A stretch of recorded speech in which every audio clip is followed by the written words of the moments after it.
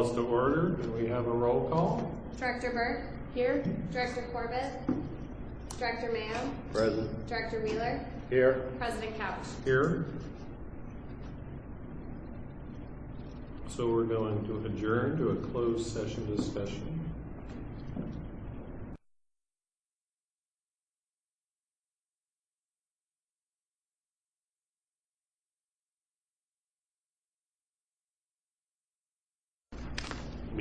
All right, so now we're going to call to order the regular meeting. Could we have a roll call vote?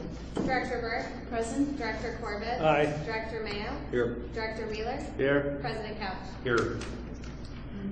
And Mary, how would you like to lead us tonight? So we're going to have a pledge of allegiance, and Mary Burke. I pledge Allegiance to the flag of the United States of America and to the republic for which it stands, one nation, under God, indivisible, with liberty and justice for all.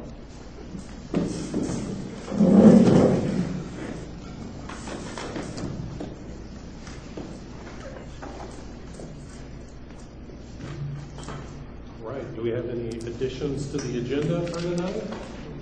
Board? No, there are no additions to the agenda. From the public? Okay, All right, we how about approve an the approval? agenda.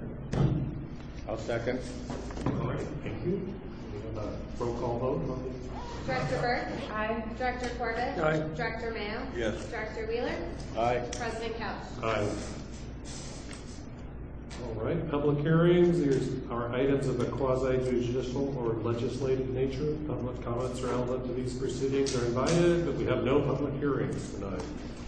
So now we have item C, which is public comment and written communication. Any person may address the board at this time upon any subject not identified in this agenda, but within the jurisdiction of the McKinleyville Community Service District. However, any matter that requires action, we refer to staff for reported action at a subsequent committee or board meeting. As to matters on the agenda, an opportunity will be given to address the board when the matter is considered. Comments are limited to 3 minutes. Letters should be used for complex issues. So if anyone would like to address the board, this is the time. Yes. I have too much to say in too short a time, so I brought you copies. Okay. Thank you. And I'll talk. And if you're going to have a little beep at 2 minutes and 30 seconds to tell you that your time's almost I'll up. talk as fast as I Okay. can, so we can party. I'm Gerald Lashley. I'm an avid gardener growing enough fruits and vegetables for myself, neighbors, and oftentimes our local food bank. 17 varieties of apples, 5 varieties of blueberries, 7 of plums, strawberries, and vegetables. This past season, all, and I repeat, all of my fruits and vegetables were stolen by derelict, drug addicts, and thieves camping in the woods on both sides of me. They creep in through the neighborhood at early morning hours. They're coming into my garden. They're stealing my food. My home is at Northwood Park, number 38.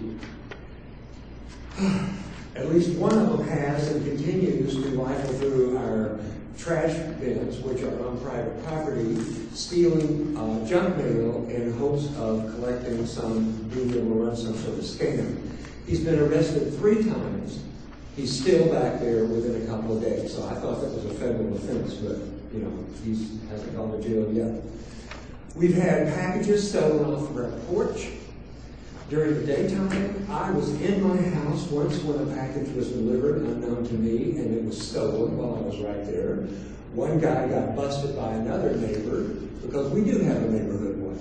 We watch it. And she yelled at him, and he dropped it and took off. So this is in the middle of the afternoon. Cars are ransacked. A resident of Little Pond, since I've been talking to people about this, has said their cars are smashed into. I've talked to the sheriff's office. I'm trying to do my due diligence. They couldn't suggest anything that I or my neighbors haven't already considered. A neighborhood watch, we already do that. We have bright street lights, so that just means they can see my food easier to steal.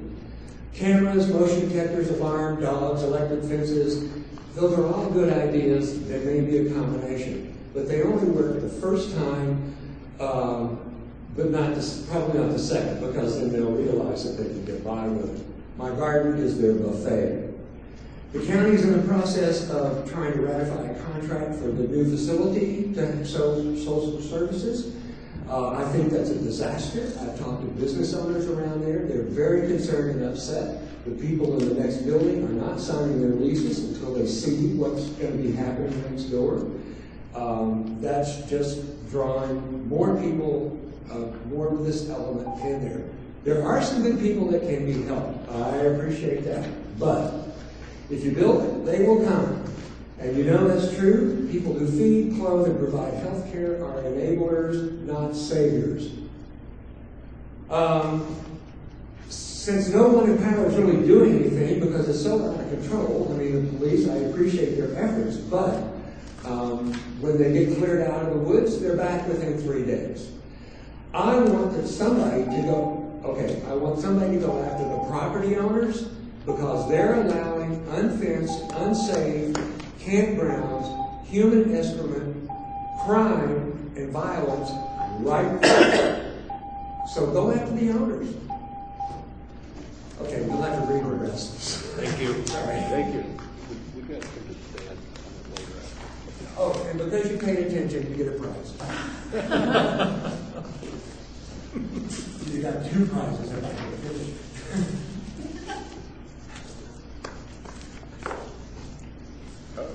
I'd rather have a piece of spoil. Thank you. You're welcome. Too early. Mr. I won't Wallace. leave it on my porch.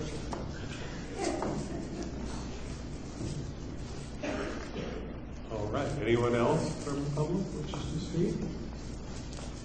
Okay, seeing none, any board members want to comment on? Yeah, I just want to make a comment. You're preaching to the choir, I know. and you've got all my sympathies and support in any way that I can. Anthony Mantova in Eureka is someone you should contact. I'm sorry. Anthony Mantova, what is that? 2 Street Music in Eureka. Been working on some creative things. Scott Bender in town works really hard, and John Shelter, who is one of the only people that I think that has the right approach to this problem, and that's putting people to work and making them work, giving them respect, and teaching them what they get a benefit I'm from all working. for it. And so John Shelter lives in McKinleyville, and there's a lot of people that, well, I agree with you 100%. And I don't want you to think I'm a cruel, cold person because my entire life I've been a very compassionate, empathetic, hand up, helping people. That went right down the street with my food. That's gone. You don't have to explain. I know. I'm sorry. But anyway, thank you so much for coming. Any help? And My phone number's on there. If Thank give me any you. advice I'll this year, be giving you a call. Thank you very much. Thank you. Where is it on the last page? Where is it? On the last page. Last page. Question to anyone who may know, I know that our county had put together a homeless task force, and I believe there were some members of our community that were interested in sitting on that. Am I saying it right? There's a county homeless task force. Does anyone know who? That's me. Did you win? Are you on that? Well, it's not task force? I'm not sure it's a win or a prize, but yes, Ryan appointed me to the committee on homelessness. Ryan Sucker. Yes. So Director Wheeler, aye. I'll be talking to him. Talk to me too. Yeah, it's not a problem with one person or one politician or one person. It's all of us, and we just got to make a sea change about what we allow. I'm an odd man out. I don't think we should be passing out needles, and I think passing out needles is absolutely the wrong thing to do. I realize I'm the odd man out on that, but it just seems like another part of this problem that's a no-brainer. But anyway, I'll quit preaching to the choir too. Sorry. Well, thank you. Thank you. Thank you.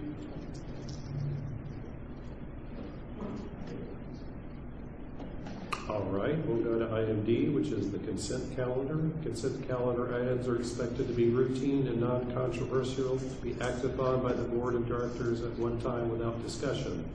If any board member, staff member, or interested person requests that an item be removed from the consent calendar, it shall remove so that it can be acted upon separately.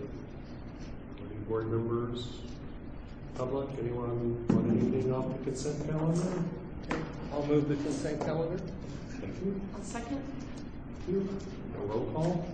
Director Burke. Aye. Director Corbett. Aye. Director Mayo. Yes. Director Wheeler. Aye. President Couch. Aye.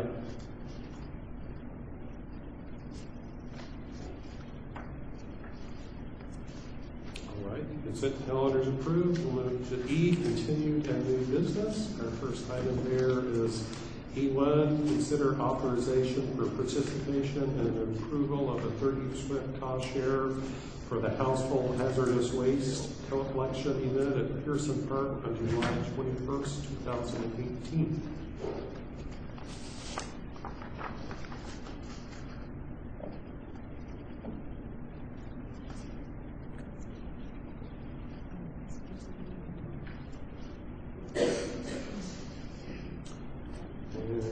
Page 71. Gregory and Laurel Hoover.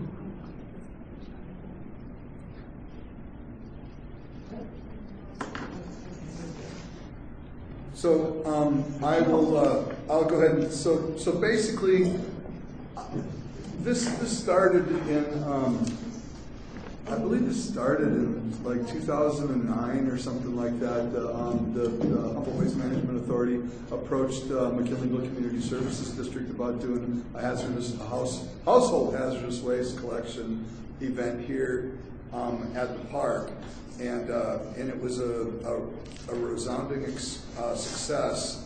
And through efficiencies that have been created at the Humboldt Waste Management Authority, they've considerably cut the costs of doing this by, I think, bringing the vast majority of the work in-house. And so at this point in time, and it's great. It happened to coincide with our California toxic rules and our constituents of concern, and the fact that we weren't going to be able to treat the vast majority of those things out of our waste stream, and so point source control was going to be the most effective tool to doing this. So sort of goes hand in hand with keeping the stuff out from going down the drain. So at this point in time, I see that Jill Duffy is here, along with Laurel Hoover. That's correct. And so I'll turn over the presentation to them. Correct, and I wanted to recognize Ms. Duffy, that she was a former board member here, so we're glad to see you back. It's actually nice to see a guy down on the floor, and you've got a true speaker system, so this is actually quite a step up. No, it's really nice. It is. And just I was realizing it's been 20 years since I've been here. just a comment, you came from MCSD, went to the Board of Supervisors, then went to Waste, and now you're back to MCSD. And now I'm back to MCSD. Everything starts here in McKinleyville. Thank you. I really want to thank all of you for your past support and consideration of this year's cost share to support this year's residential household hazardous waste program. And as noted in the staff report, part of what the MCSD had done was to offset some of the costs, the share costs, if you will.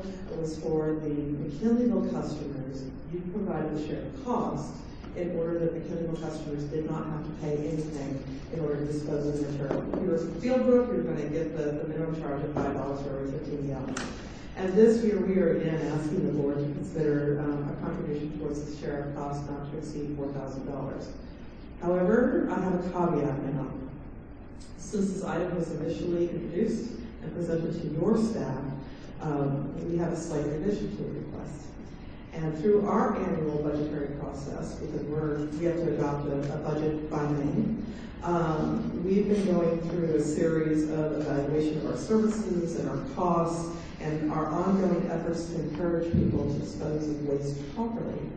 And what we've identified and introduced to our board for their consideration is that they have no charge for hazardous waste disposal, for residential household hazardous waste. Not businesses, but residential hazardous waste. That would become effective July 1st if the board says yes. They will not say yes until next week. So what I would ask for you to consider is, yes, moving forward, the share of cost not to exceed $4,000 in the event that our board says No, keep the fee the way it is. If our fee goes down to zero, there will be no share of cost to the MCSD. So that's the caveat. Please don't run out and say, this is how much it's going to cost. Give me another week, and I can get that information to you. So the reason I asked her to hold off on distributing this, and we'll get this to your staff. We do have flyers. They identify the fact that there will be a zero disposal cost, but I'm asking that this not be distributed until next Friday. I just need a week to get through that one. So that is what we're asking for as a board action, and I would like to ask if I could just have a moment for 2 further indulgences since I never get up here. Certainly. Is that agreeable? So one thing I want to let you know is for the last 10 years, MCSD, now I don't know where I am, HWMA has accepted sharps and needle and lancet waste at no charge to the general public. And so we've taken care of identifying a number of satellite facilities, including Humboldt Sanitation, and a number of other locations around Humboldt County for the collection of the sharps containers. This year we've expanded to include 5 additional consolidation locations around Eureka, primarily because of the number of problems they've been having with needles being illegally disposed and sort of littering the streets. So what we've done is ordered a number of these sharps containers. You'll see that they all have labels, and each label has the identified location of where, once this container is full, you can take it and dispose of it at no cost, and more importantly, you can get a free replacement of the sharps containers. This is a pretty nominal cost to us, but we think it's a pretty valuable service. We've had a number of people, and it's not people who are just users who are availing to this. You know, our foundation in terms of the support have been people who are diabetics, people who are taking, they're using a Lancet or other self-medications, and so they're able to use this and dispose of it at no cost, being handled in a safe manner. The other item that I'd like to just remind all of you, in the event that you're unaware, I know that there are some coupons that are available at the MCSD office, but I want to remind everybody that we have our Amnesty Tire program. So if you get a coupon, which you can get at the MCSD office and at various locations around the community, or call us and we can tell you where you can get them. We have coupons so that you can dispose of up to 9 tires at no charge, whether it's on the rim or off the rim. So these are just some of the services that we've been providing. These are difficult materials for folks to identify how to handle, but it is some of the services that we're providing. So I want to remind everybody there is a tire disposal coupon for any one of the 5 of you. We're going to go ahead and hand out. If anybody in the audience is interested in picking these up, you may do so at the MCSD office. If you're interested in the sharps containers, I believe that the MCSD office, did you tell them? Humboldt Sanitation has the sharps containers. So if there was some time back, somebody had written a letter about trying to figure out how to get rid of sharps containers here in McKinleyville. So you can pick them up at no cost at Humboldt Sanitation. And that concludes. If you have any questions for me, I can answer anything you like. Questions? Yes. Where do we drop the tires off? Here or at? You'll have to drop the tires off at HWMA's transfer station on West Hawthorne Street. Okay.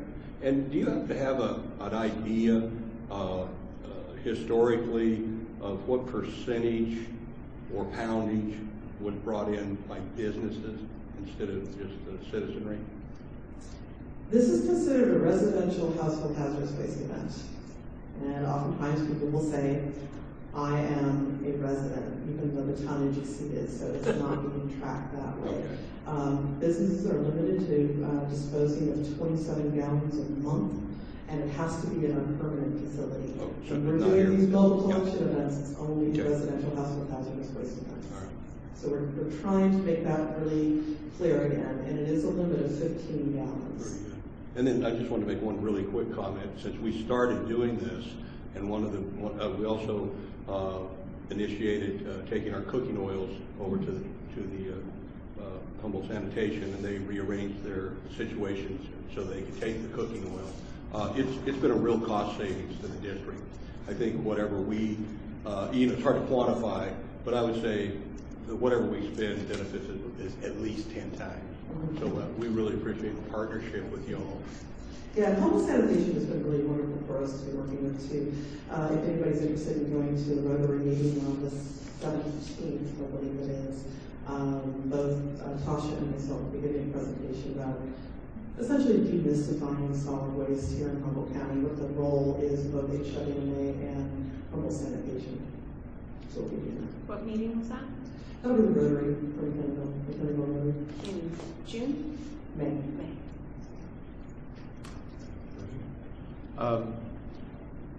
I work in the trades, and a question that comes up a lot is, who takes pressure treat? I'm You sorry? guys, pressure treat. We'll take pressure treated, You will. but it will not go into our green waste pile. It has to be disposed of as solid waste. And It where goes do you into take the it landfill. again? Where would I take pressure treat, or tell someone to take it? It would go to HWMA's transfer station. You might check Humboldt sanitation, I don't know if they will take it also, but it is ultimately landfill, and we're both using the same landfill. Thank you. Yeah. Good to see you. Great to see you guys. If you're ever interested in having us come back and do a presentation on solid waste and recycling, we're happy to. Cool. All right, well, I'll open up to the public. Anyone in the public wish to comment on this item? I'll move we approve per staff. I did want to say, Board Member Mayo touched on it, but working on the Water Quality Control Board, there are communities that don't control this, and if they end up having to treat their sewage to get rid of these exotics, it can be almost sometimes up to 100% more cost. So this is one of the greatest, not only are we doing a good thing on the toxics are being properly disposed of, but we're also saving the district just truly large sums of money that people don't realize. So I just want to thank you. It's a great program. There's a motion? No, I made my motion. Then We need a comment. second. A second. So we have a motion in this session. Do we have a roll call? Director Burke. Aye. Director Corbett. Aye. Director Mayo. Yes. Director Wheeler. Aye. President Couch. Aye. Thank you. Thank you. I was afraid of a quick call from the chairman. You got our second. It's nice to do win-win. Yeah. All right, item E2 is consider adoption of a shared set of core values for the guidance of Board of Directors' behavior and action. And this is Leslie.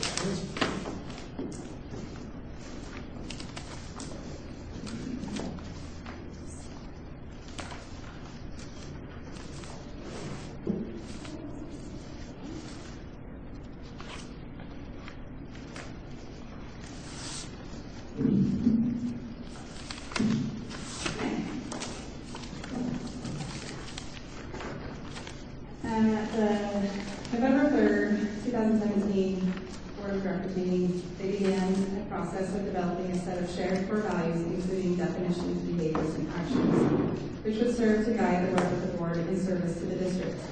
Due to time constraints, that process was not completed and was scheduled to be completed at the December meeting of the board. The last step to completing the set of shared core values is to define actions, individual, board, and/or organizational, that will enliven and grow the values selected and defined at the November 3rd retreat, which can be reviewed in attachment 1. Actions are things that can be done in a specific and concrete way. These actions that you define should not be passive or conceptual, but rather active and specific. And attachment 1 is the chart that you almost got completed. The last step is to list actions for the core values that you outlined. I sent out in advance a list of possible actions to help get you thinking, but I think it's really important that the board name and define your own actions. But now it's your turn to go through each value and agree upon your actions to enliven them. Start with integrity.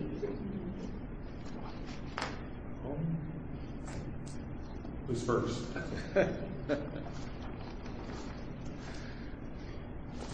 There are a couple places we can turn to as well. On the back page, there are some potential actions. And on the front page, there was a start. So, let's see, integrity in dialogue, non-discriminatory language were 2 points that were included from our last strategy meeting. So I think that was translated then on the back. Communicate using non-discriminatory language.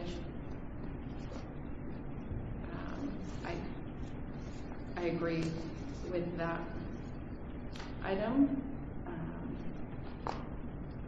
Provide clear and factually accurate information to public, staff, and fellow board members. Communicate clearly. Make decisions transparently. Form opinions and make judgments based on facts, not assumptions.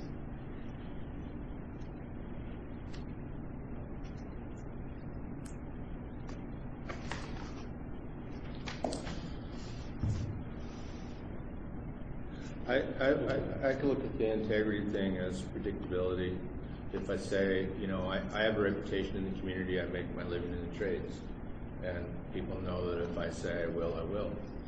If I say it's going to be done, it's going to be done. And so, predictability, for integrity. How is predictability an action? You have to put a verb to that. If I say I will, I will. It's an action. I said I would do X, Y, Z, and I do X, Y, Z. Period. Predictability, I guess. These have to be verbs. Yeah. Has to be verbs. Yes, an action is something you do. I'm boringly predictable. Can you define a verb? Dennis? Yeah, I have a few comments, but I just want to, one of the problems with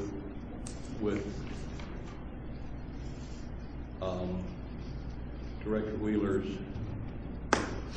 true feeling and attempt to action is that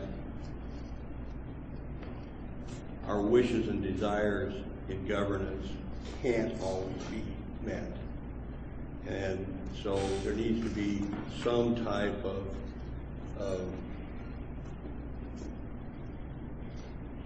mediation, perhaps mitigation, maybe later, with our constituents, so that they don't get an expectation.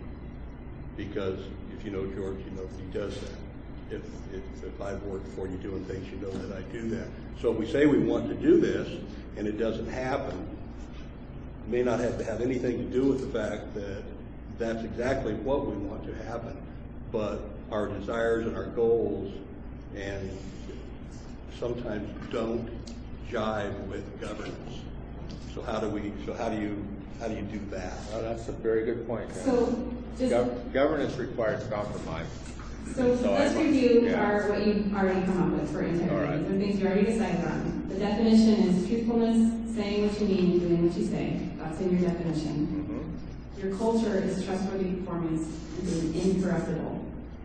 So actions are the things that you as a board are going to do, like actually do, that enliven this, like being truthful, saying.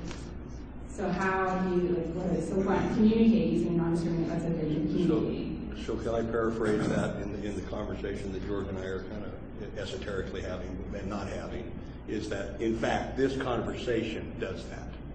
In the open in the public, this conversation actually does that. Does that?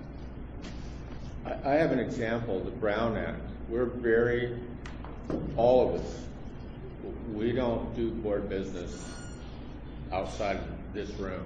So an action with that would be making decisions transparently? In the sense that we have integrity. We don't wheel and deal in some back room somewhere. It happens here. How about open and public conversations? That's a state of being. You're tough. I know. That's a state of It's really being. challenging. have to really Well, be yeah, that's. doing first. John has a suggestion. Oh, I just want to say I don't mind us wordsmithing or something, but as far as I can tell, this is almost verbatim what we agreed to after many hours in strategic planning. And if it's more than wordsmithing, then we'll probably take it back to the next strategic planning session and go back through it. But to me, I thought it was almost word for word what I saw in the charts. It is, so the definitions and culture, that came right out of the retreat. Yeah. That hasn't changed, but what you guys didn't get to was the actions, Okay. and that was part of the process. Some of the actions were, but it's fine. I get where you're coming from. And Right, I thought we were it going- wasn't like finished and it wasn't like Next week. voted and agreed. No, this doesn't have anything to do with the I'm strategic sorry, plan. I thought we were doing that next week. Yeah. I have a suggestion. How about establish and abide by fair policy? Something that we do transparently here. Communicates our integrity. I guess I also suggest that we consider adopting these potential actions on the back of the page as they're already written. I think they reflect a lot of the work we did in the strategic plan process. I think they're pulled from the various agreements that we had and the work that we did. So could the actions then be clear information disseminated to, we disseminate clear information to the public. We hold open house, like forums on issues that's necessary. Forum's not the right term. What do we do when we have workshops? We have workshops when necessary. We do educational outreach at all times. And in fact, we do that with our newsletter. We're doing that with a lot of the stuff that we do at the Teen Center. So those are the type of action things that I see us being able to do within the Brown Act restrictions. What do you think of those? Yes. That's one of our options, provide clear and factually accurate information to the public, staff, and other board members. So those are the type of actions and things, and as you develop this, I'm sure a few more will jump up, but it would be things just in that vein. And I tell you what, another one, absolutely, this is a very important one, and we all meet with different people. We all have different groups. Matter of fact, 3 of us were at a thing the other night. None of us knew we were going to be there, and it was the science deal. And so that was cool. It didn't have anything relative to our board, but had it had something relative to our board, it's incumbent upon us to educate the other board members on what we learned at that meeting. So that type of process doesn't get done enough when you say, I had a meeting with so-and-so. Well, it'd be really nice for the board it is imperative, if there's important information that each board member needs to know that you gleaned, that it's your obligation to inform the other board members so that we all make a decision with the same information. So that's another aspect. Well, then bullet number 2 falls right into that, provide clear, factual, accurate information to the public, staff, and fellow board members. And make the decision transparent. Right. So, having said that, subject to public comment, I'd like to move that we adopt the set of shared core values as defined. And other board comment. Well, I think what we're, just maybe a friendly sort of amendment to that, what we're trying to do is define the actions. Right, well, that's what those are some of the things we just put down, yeah. And With our action items added. And then could we go with the action items that are listed on the back of the chart? I think they're fine, and if we could incorporate those couple ideas that I threw out, I think they're generalized. My interpretation of what I heard you say is it's the bullet points that provide clear and factually accurate information to the public, Very staff, good. and fellow board members. Very good. And got this? And make decisions transparently. We provide the information factually accurate to public, staff, and fellow board members, so now you know, and then we make our decisions transparently, like right now. So is it the board's wish to incorporate all 4 of those bullets on the back page under integrity? Those would become the actions to create?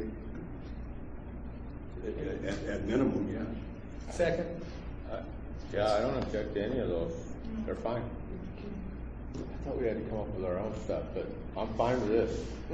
Yeah, You can do either, I mean. Still have to get your predictability into a verb. Yeah, I know. Conclusion. Yeah, but if the things we came up with are actually what that is, then there's no, yeah. Yeah, so that's the question, is the things that are listed here are what you would agree to, and that's how you want to act, because those are the actions. If you don't have any further actions to add, and you don't want to take any of these away, then that's a pretty simple process.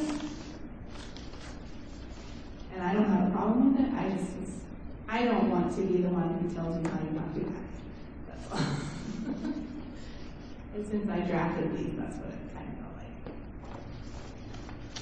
Well, sometimes when you're the leader, you get it the way. That's right.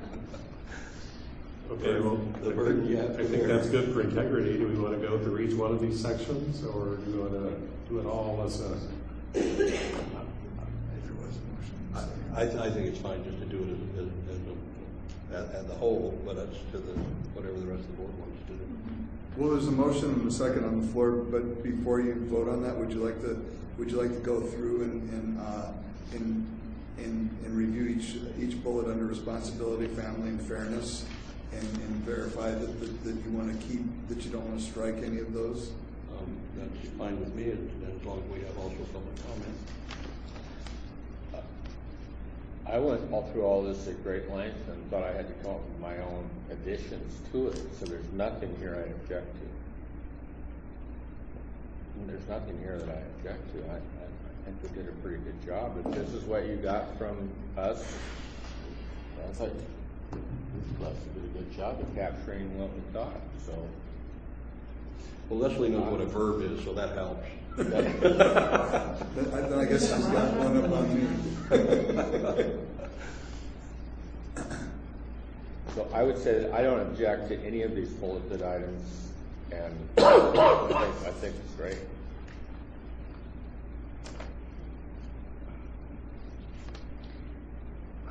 Agree with it.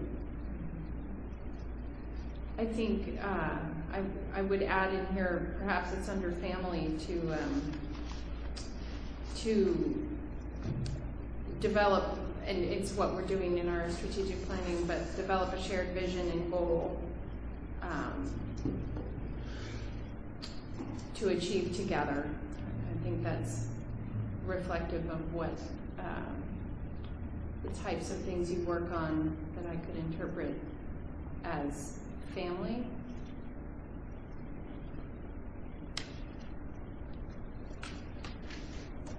You want to repeat that? So Just for the public's edifice on this, it was interesting that there was a whole series of things that we honed down. What was it, 30, 40 different things? But we honed down, and each and every one of us came to one of our 4 picks as family.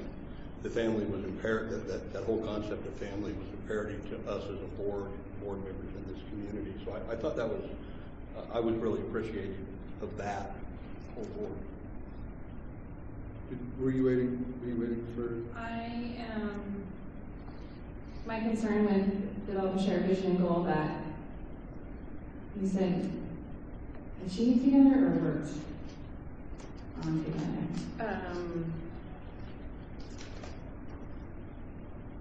Develop a shared vision and goal that we work to achieve together. Can we make that work? Mm-hmm.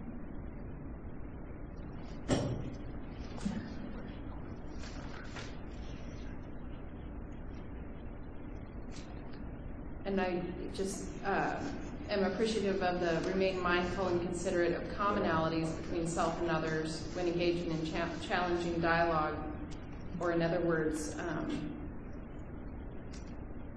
as we do with family, do not harbor grudges or resentment. We move forward, and I think that's captured if we are remaining mindful and considerate of others, or commonalities between self and others, then we're achieving that.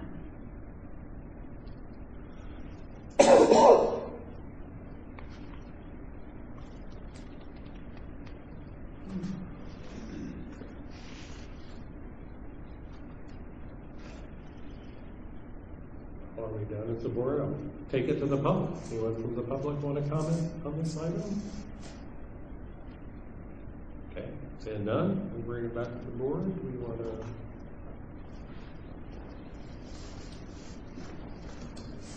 So should we amend that? I think we had made a motion to adopt the bullets under integrity. Should we amend it to adopt all of the bullets with the additions from the board comments? It was my understanding that we were going to adopt them all. And Right. as Leslie has captured those comments that actually turn out to be verbs. That statement was made before I gave my second. I might add one thing to the family. Thinking about my own family, one of the ways that we settled, there are some things that we agree to disagree about. There are some things we don't talk about at the dining room table. They're just off limits for dinner discussion. But agree to disagree. Being able to say, we're not going to get anywhere with this, so let's just move on. And, that's what kind of works in my family. I have a broad family of people that include far right, far left, in the middle, all over the universe. Some of us aren't even in the ballpark. But somehow we get along. That works fine for discussion. Yeah. But the brass tacks is we vote. Yeah, but under family here it says. And then as a family, I would say when we vote and it's divided, which it rarely is, then we default. That's our default position. That after the vote's done, it's done and we move on. Right.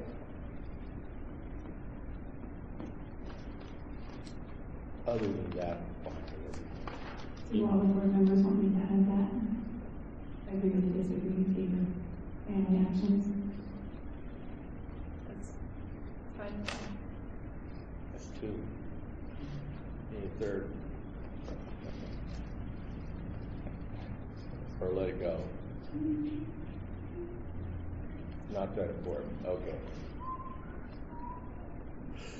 Okay, No. Okay. well, we've gone through all of them. Do we have a motion or not? Yes, We have a we have a motion and a second. Well, let's do it in a roll call vote then. Director Burke. Aye. Director Corbett. Aye. Director Mayo. Yes. Director Wheeler. Yes. President Couch. Aye, President Couch, can I say something? Thank you. certainly. I just wanted to thank Leslie again. It was really a good job, and you did a great job, and thank you very much. It was good for us all. Yeah. Sorry, the finish of it is a little bit harder. It's not how you facilitate a process. No excuses, no excuses. Yeah. Thank you for noticing me. We all appreciate your work on it.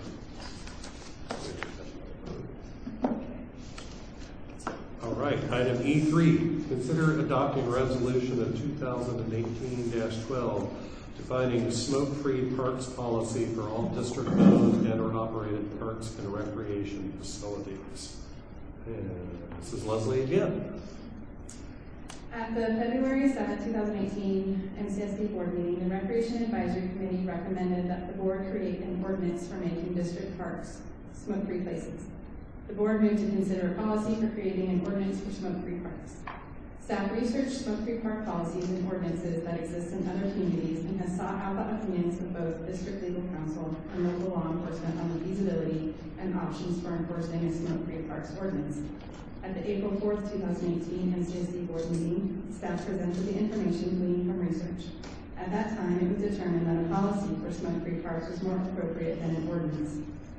Resolution 2018-12, defining a smoke-free parks policy for all district-owned and/or operated parks and recreation facilities can be read in attachment 1.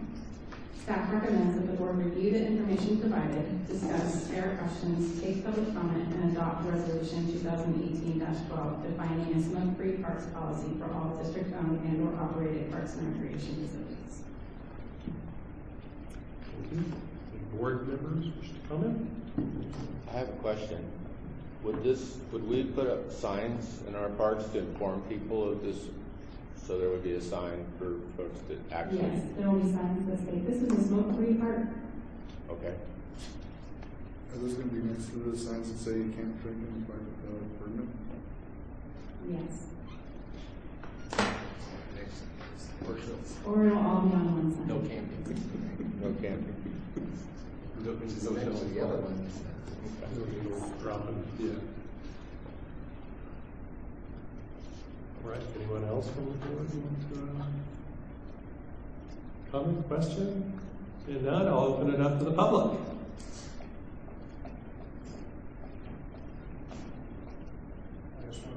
I'm Chad Sepchik, McKinleyville. I wanted to thank the Recreation Advisory Committee for helping bring this forward to you and for us with her effort researching what other municipalities have done. Thank you for consideration in the adoption of this rule. Thank you. Thank you. Go ahead, Dennis.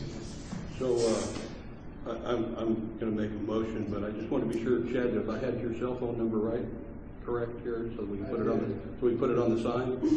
Okay, I just want to be sure. So subject to any further board comment, I'd like to move to adopt resolution 2018-12. Second. Thank you. Have a roll call? Director Burke? Aye. Director Corbett? Aye. Director Mayo? Yes. Director Wheeler? Aye. President Kaplan? Aye. I was going to say, I see two people from the Recreation Committee here, so I wanted to thank you guys for bringing this forward and making us do this, because I think it was something that came from the committee, and it's good when we have a standing committee and that we ask us to do something and we actually do it. So it's a good plus. All right, E4 is consider approval of the general manager emergency succession plan policy. And Greg. In August of 2017, McKinleyville Community Services District began working with consultant Donna Weiss to create and implement a succession plan. The board had directed that we would put something in place during my contract negotiation last year. At this time, I had informed the board that my final day would probably be January 1st of 2021, and the board wanted a process put in place with a timeline to be able to replace the general manager in a timely fashion.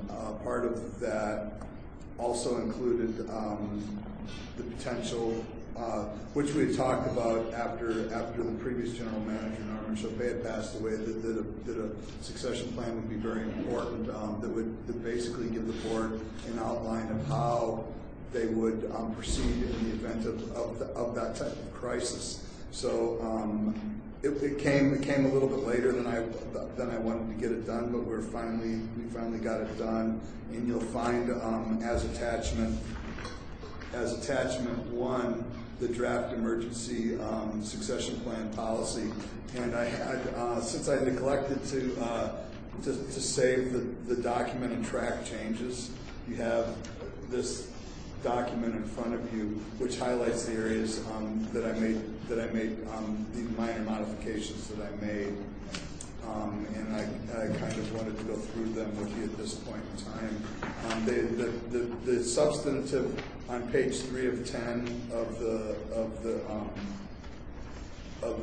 the policy under succession plan in the event of an unplanned absence, the substantive change was I added as soon as possible within 1 week And then the rest of it is, was consistent with the draft, was the chair will convene a special meeting, and a special meeting needed to be there because that was modified of the board to firm procedures prescribed in the plan and so on. And then on page 4 of 10. Could I ask a question? Sure. There, pursuant to our communication issues, since GM is not there to communicate to the rest of the board, within that 1 week, the board is to the human resource manager to inform the board chair, the highest ranking board member. How will that information then be disseminated to the rest of the board? That's not clear to me in there. Well, I would imagine that at that point in time, the board president would talk to the board secretary and convene a special meeting. And then we wouldn't know what happened until the special meeting. And that's what I mean, and that may be the way to do it. I'm just saying it seems like everybody should know if there's an emergency situation.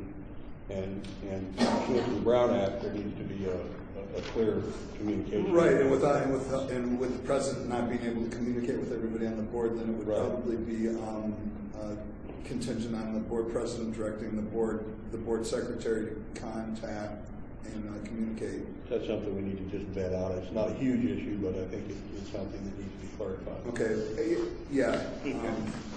So, do you want to propose some sort of modification to this, or do you want me to bring this back again with modifications, or? To the will of the board, I just think it's something that should be considered, and I'm willing to just add it in when you find out at a later time, just whenever you find out what the right mechanism is. But I mean, I don't want to stop the whole deal right now, but. Well, I think I unsuccessfully discussed that same issue the last time this came up. I think we adopted with the qualification that nothing in these rules or procedures limit the general powers of the chairman of the board. Okay. Yeah. And if you all think that that's sufficient, I just want to be sure there's a way. Yeah, I would. Yeah, it's not spelled out. It's not spelled out here, but I would expect that the board president would, at that point in time, if he wasn't going to violate the Brown Act and call everybody individually, that he would have the board secretary pass that information on. And well, with the normal massive procedure of any special meeting would be to get in contact with the board secretary, ask the board secretary, we need to have a special meeting. I would like to have it with as soon as possible. But after, with a special meeting, you have to wait 24 hours. So, and then have the board secretary, as we do now with special meetings, contact all the board members individually and find out when you could get the most board members, at least in the quorum together. And I don't know if I should, but I don't know the way that this actually worked out. When I was notified about Norman, I was the only one that they could get a hold of. And well, you and Dr. Bill were, because it said Dr. Bill, and the Iowa patrolman assumed that was his medical doctor. And called Dr. Bill. Right, yeah. And so at ASAP we notified President Edwards, and then I don't know what happened after that. Yeah. So, but let's say Greg and senior staff were killed in an earthquake. The chairman may have to make decisions the next hour under their general powers, and this really sort of envisions a staged emergency.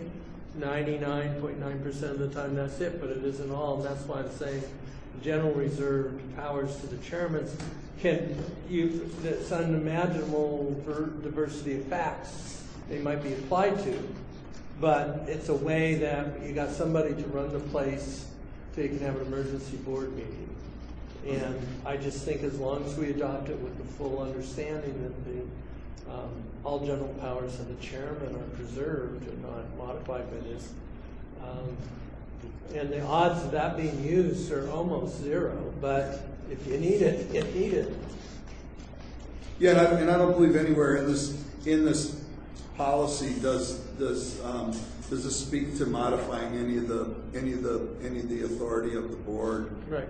It just sort of puts into place a sort of a hierarchical who would be the first.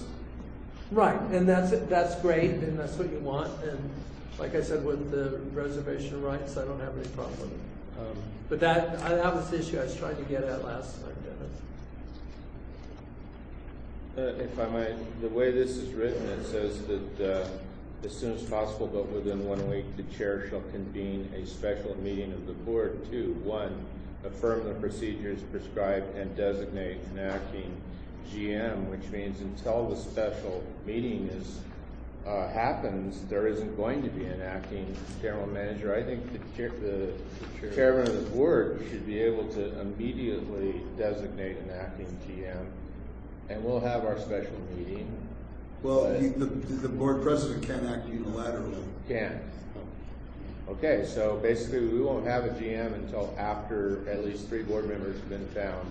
Correct. To have a special. And I think the our succession plan and the way the organizational structure works now, the board functions readily, or I mean the department heads in the district functions readily without a general manager present.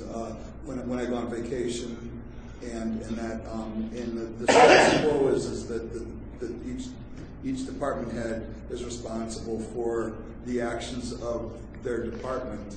And when Norman passed away, we convened a special meeting within 24 hours after Norman passed away. So I would expect that the board will find the opportunity to get a quorum together within a 24-hour period. And the reason why it takes 24 hours is because it didn't rise to the level of an emergency. I think that if we had an earthquake and we lost the general manager and a couple of department heads or something along those lines, it would be safe to say that would be an emergency, and I think that you'd be very well undercover to call a board meeting ASAP and get something in place. And at that point in time, I would have to say that this would basically get thrown out the window. This does not speak to a crisis of that level. So, yeah. So y'all can't fly together. I mean, your best laid plans are for the No things flying most together. likely to happen, and this is what's most Well, likely to happen. less drastic things can happen to give us the same thing. You know, you could have, different kinds of electrical outages, earthquake somewhere else where some of the staff are at a spot and there's no way to get back, or bridges and earthquake, or bridges are out, and communications are down as well. So there's lots of things that can happen that aren't as drastic as everybody dying. and James would attest that every time I leave town, we have a serious, or every time we have a serious earthquake, I'm not in town anyway. So I think I mean, this is our plan with what we can foresee, basically. All right. Good. And so I just would like to carry on. So on page 4 of 10, the blanks that did get filled in is at the time this plan was approved, the position of acting general manager would be, and then I had to fill those spots in. James Henry, operations director, and then should the standing appointee to the position of acting general manager be unable to serve, the first and second backup appointees of the position of acting general manager would be number 1, Leslie Frisbee, number 2, Colleen Trask. And so you just put James' name in there as a placeholder, just for us to talk about. Yeah, and so I think at this point in time, if you would like to discuss the folly of my decision-making skills, we could do that now, or we could move along to authority and compensations. The next substantive change that I made was on bullet number 3 there, a bonus negotiated by acting general manager and board for the acting GM period. Right. And that's consistent with what we've already done. And that's pretty consistent with how we've done it in the past on 2 occasions. And then oversight, the board member responsible for monitoring the work of the acting general manager shall be the board president. That was a blank that needed to be filled in. And then moving on to page 5 of 10, let's see, the board will give consideration in consultation with the acting general manager to temporarily fill the management position left vacant by the acting general manager if it is determined that the workload cannot be delegated to the acting general manager's subordinates. And in the next paragraph, alternatively, should the absence extend beyond 2 months, the board should elect to hire an interim general manager from outside the district. This can be done immediately after being notified of the separation of the general manager or after designating an acting general manager to serve until the interim manager is hired. So the highlighted areas were things that were modified. The rest of it is verbatim for the way that it was submitted to you as a draft. The top of page 5 there that you read, there's a typo. To temporary fill is currently to temporarily filling. Oh, temporarily filling? Yep. It should be It filled. should be filled. Yep. So we'll strike the ing. We'll just strike the LING and have an E.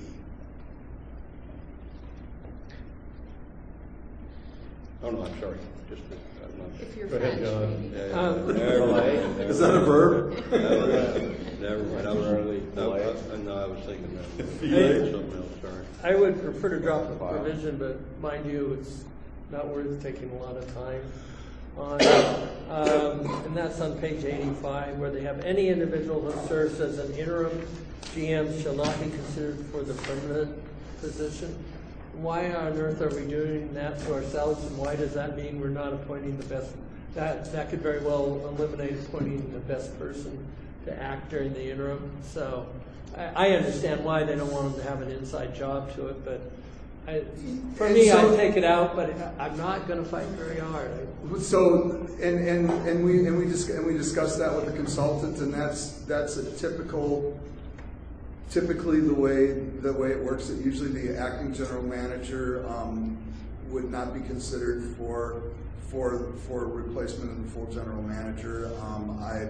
I think that in the process of in the only real substantive reasoning behind that she could give to that was the appearance that it might having the general manager would be the acting general manager during that process would be fulfilling some of the needs related to the search for. But the thing about it is that so let me finish. If in fact you're going to, that's why you seek out and hire a general manager as soon as possible, an interim general manager as soon as possible, because the acting general manager, the interim general manager would be somebody that you would select that would be a short-term alternative to the and not somebody that would be part of it, because during the process of the interim general manager would be the guy that would be doing the he'd be calling and checking up on the references. He'd be doing a lot of that work for the board, and the board would be looking to him to make a recommendation on who the next general manager should be. I understand the concept. I just disagree. I'd have the board secretary call. But if people aren't warm to it, I'm dropping it because I don't want to spend the time on it. Well, I don't think there's a radical difference between the emergency and the temporary. And case in point, we've hired our two-time emergency GM to be our full-time GM at a later time. So, and the difference is that there's 5 or 6 people in the county who are retired as city managers, et cetera, GMs of other things that are available for us to hire as the interim, who can do a good interim job and do the things that put them in a position that would be not It's somewhat untoward. Yeah, you're not prohibiting the acting general manager from seeking out the position. You're limiting the interim, which you would be hiring him as a temporary and seeking out somebody that could help you get through the transition. And so that's just. I still have my position, but I don't want to fight it, so I moved on. It's not popular. Can you put that in the form of a verb? He's moved on. He's moved on. He's agreed to disagree. Careful, you may be appointed interim. So anyway, at this time, those were the changes that were made. So staff recommends that the board review the information provided, discuss, take public comment, and consider approval of the general manager emergency succession plan policy. Attachment 1. Subject to public comment. Yep, let's open it to public I comment. move the Anyone from the agenda public item. wish to address us on this issue? Excited, John. Okay, I'll move we adopt. You second my motion. So Johnson. We already had the motion by I mail. withdraw my redundant motion. Yeah, will you second mine? I'll second. Thank you. Like your second better anyway. No, it's not even an action item anyway, Well, it's, so we don't It need says it. that on the agenda. It says no action. That's a typo. Oh, that's a typo, It okay. is the action item. If you read staff recommends. Yeah. And it says action up there. Right, let's have the roll call vote then. Director Burke. aye. Director Corbett. Aye. Director Mayo. Yes. Director Wheeler. Yes. President Couch. Aye.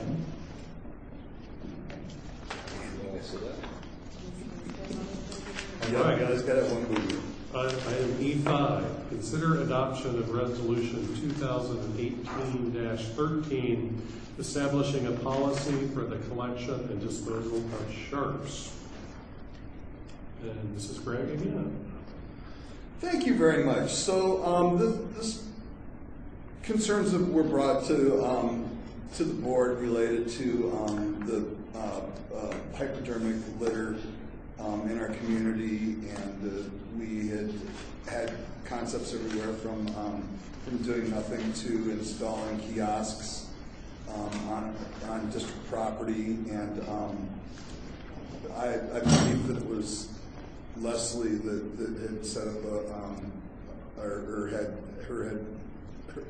had witnessed one of Brandy's speeches. I can't remember who it was, but anyway, somebody from staff had mentioned Brandy Wilson from Hatcher, and so we brought her in and we talked to her, and that was you, wasn't it, Leslie? Okay, I'm glad I thought the way you're looking at me that I had lost my mind.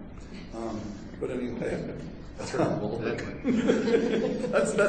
usually I'm used to it. So anyway, we discussed this. The board, we brought this back to the board. In the process of this, it was a great learning experience for us. We have since then come up with a procedure for our staff related to safe handling. We now provide. We now have an internal procedure for the collecting of them that's pretty bulletproof. It was reviewed by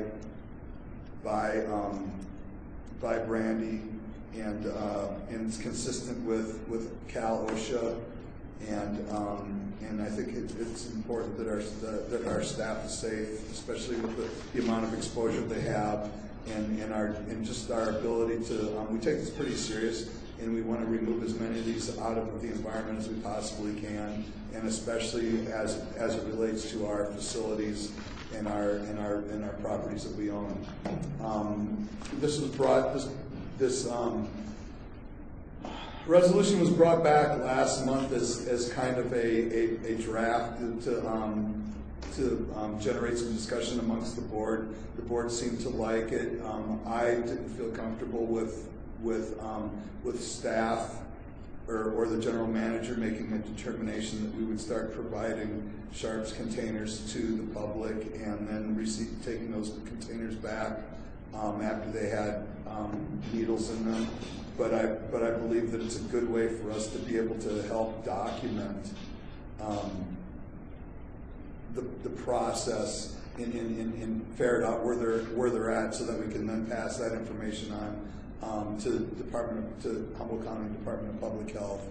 Another thing that this resolution will authorize staff to do would be to partner on sharps collection trainings that some of our staff will go to that are going to be, if the board passes this resolution, our staff will be accepting those containers, and then we'll be dumping them into another container, and then Hatcher will be coming and picking up the larger containers.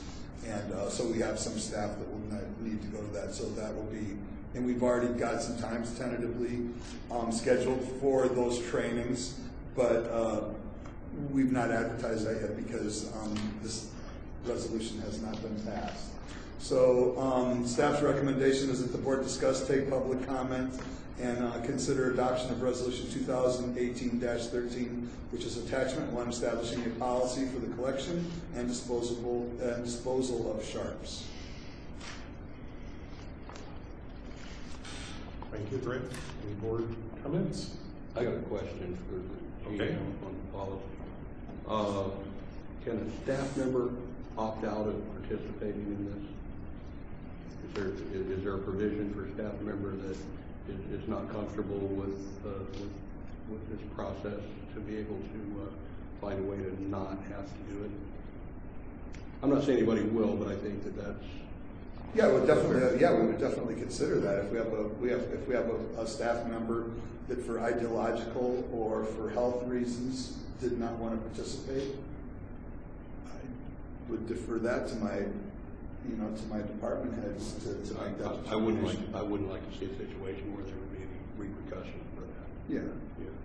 I couldn't see forcing somebody to do something like that. And I'm not saying I foresee that. I just think that I would propose that if I've got a staff member who's out in the field and they decided that they did not want to expose themselves, even though it's pretty bulletproof, the handling.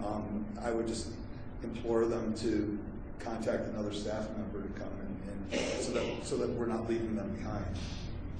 As far as in the office, if we have a staff member that wouldn't want to take possession of the container and relay it to the larger container, yeah, I think that I don't see any reason why we would. Yeah. And in fact, the training might assuage that concern. I don't know. Yeah. But what was that, Leslie?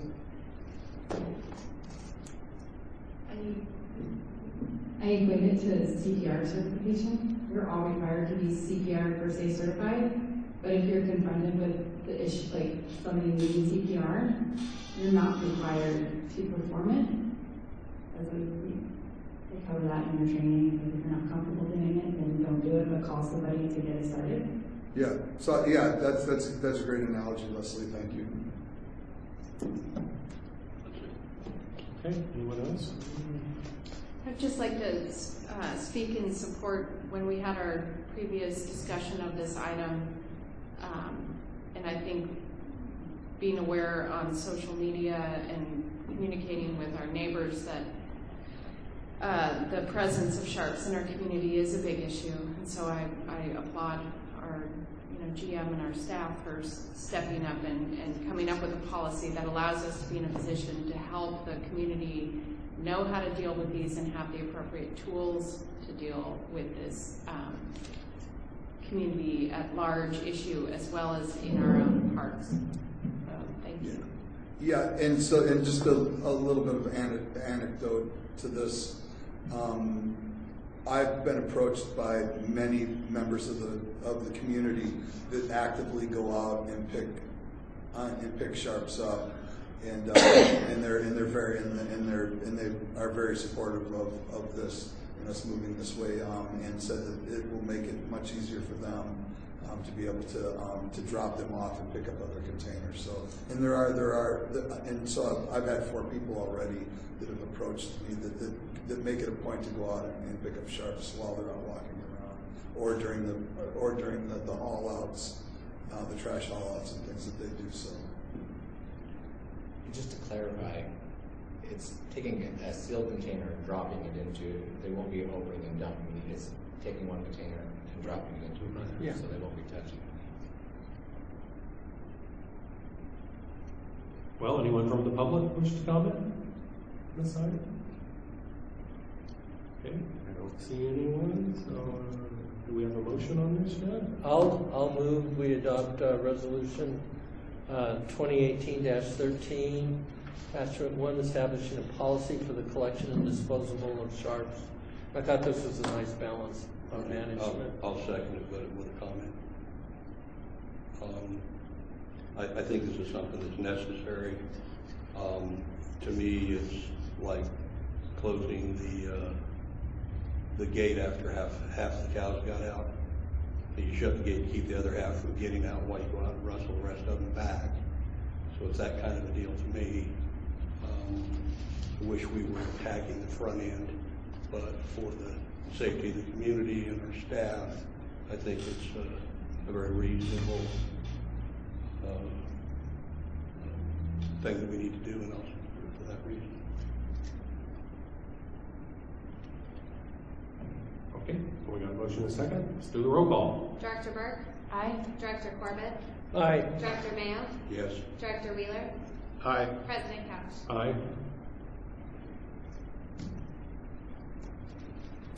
All right, item E6 is review operations draft budget for water, wastewater, and street light funds 2018, 2019. Pauline.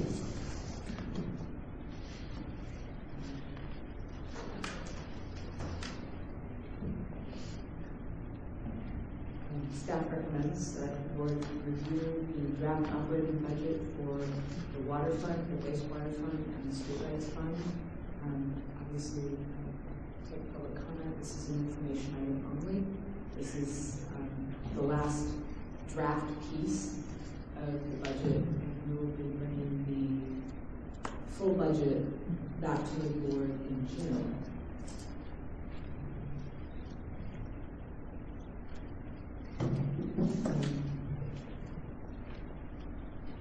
The current budget is based on, trends, best estimates. We start with where we are and look at what's going to be changing. Do the rest of the time that. Information from the capital improvements draft budget is incorporated. Questions from the directors on any category or item of the budget overall are welcome. We're going to be considered later this evening the solar stuff. Is that reflected in this, or should it be?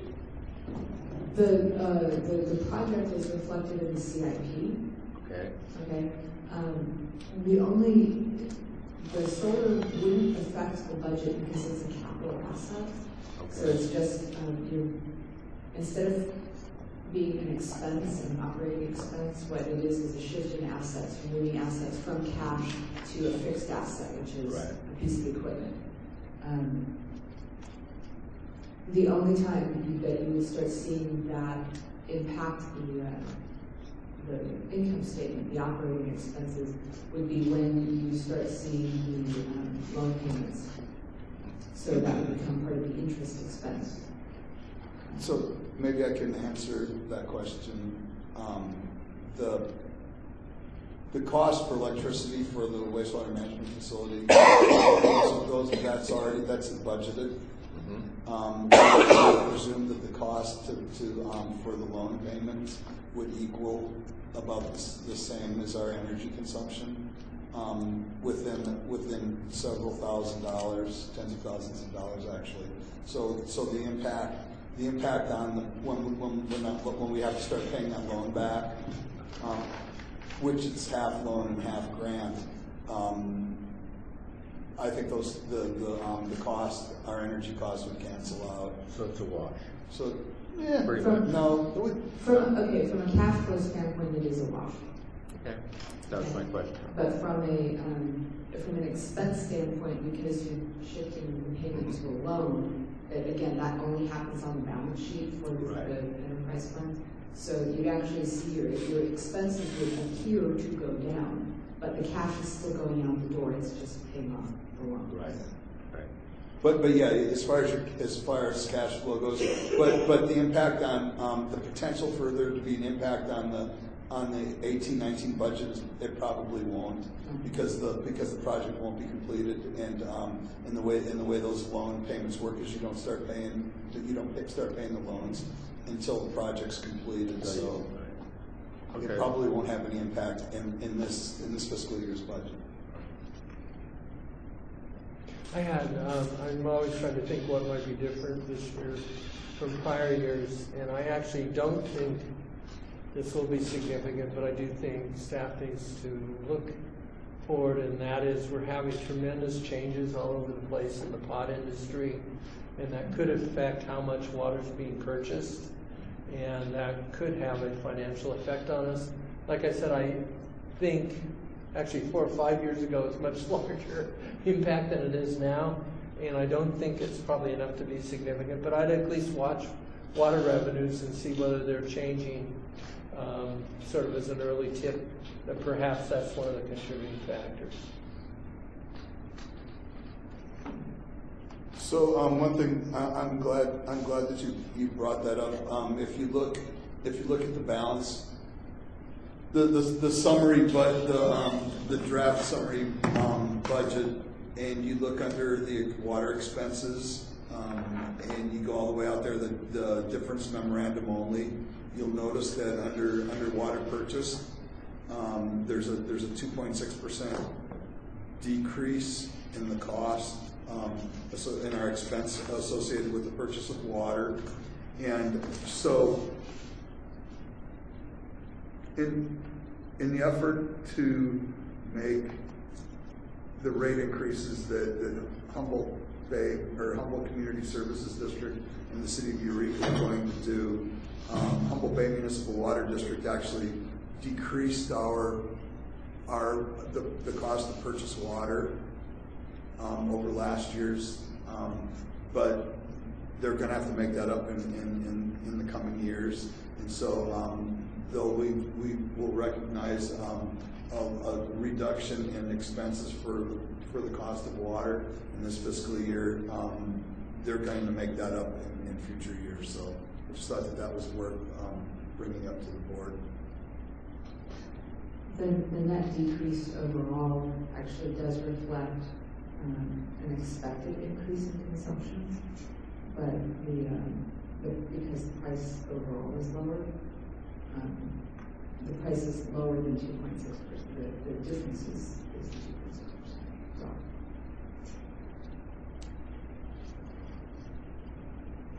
Any questions?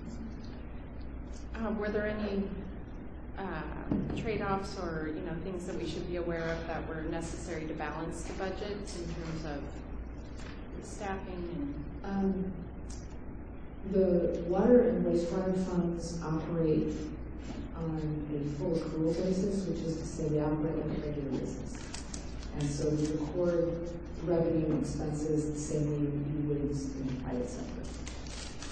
That is not true for the governmental fund, which is parks, country feeds, streetlights.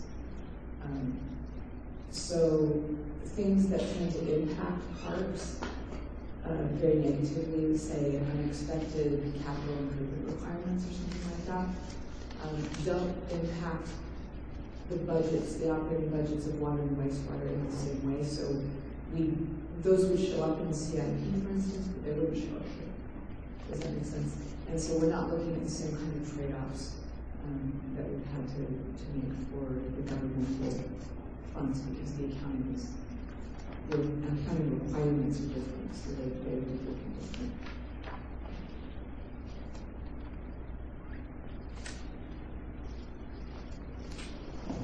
All right, the public that want to comment on our budget, our wastewater, water and streetlights for next year?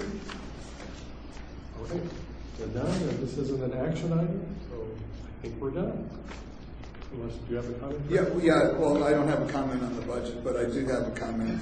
And thank you, Leslie, for bringing this up. We've got quite a few people in the crowd, and could we, would the president mind asking them what agenda item they're here for? Sure.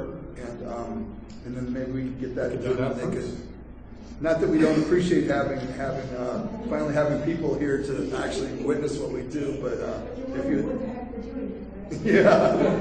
Well, I'm such a knucklehead. It took Leslie, it took Emily saying, "Hey, you might want to ask these people why they're here." So, are you here?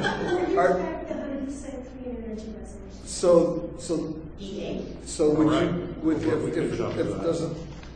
if the board president doesn't mind, we could jump to item E8. All right, we'll do item E8, review and discuss draft resolution establishing a policy of 100% clean renewable energy by 2025. And since we're jumping a bunch of pages, that's on page 106. 106. And that's Greg Orsini. Thank you, Cindy.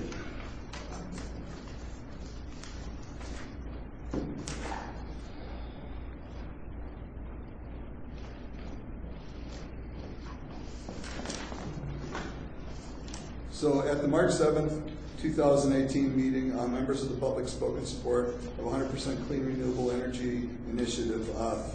350 Humboldt and requested MCSD participate by passing a policy and resolution form pledging to be 100% clean and renewable by 2025.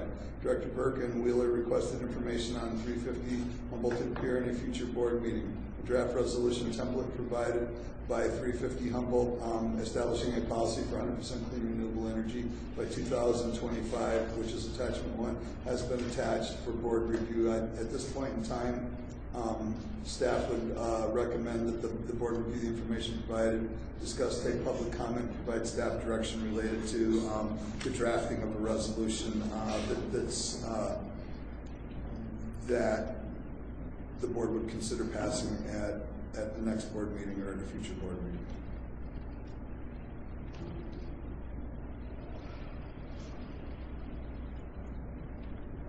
Board comments, questions? Yeah, reading? John, go ahead.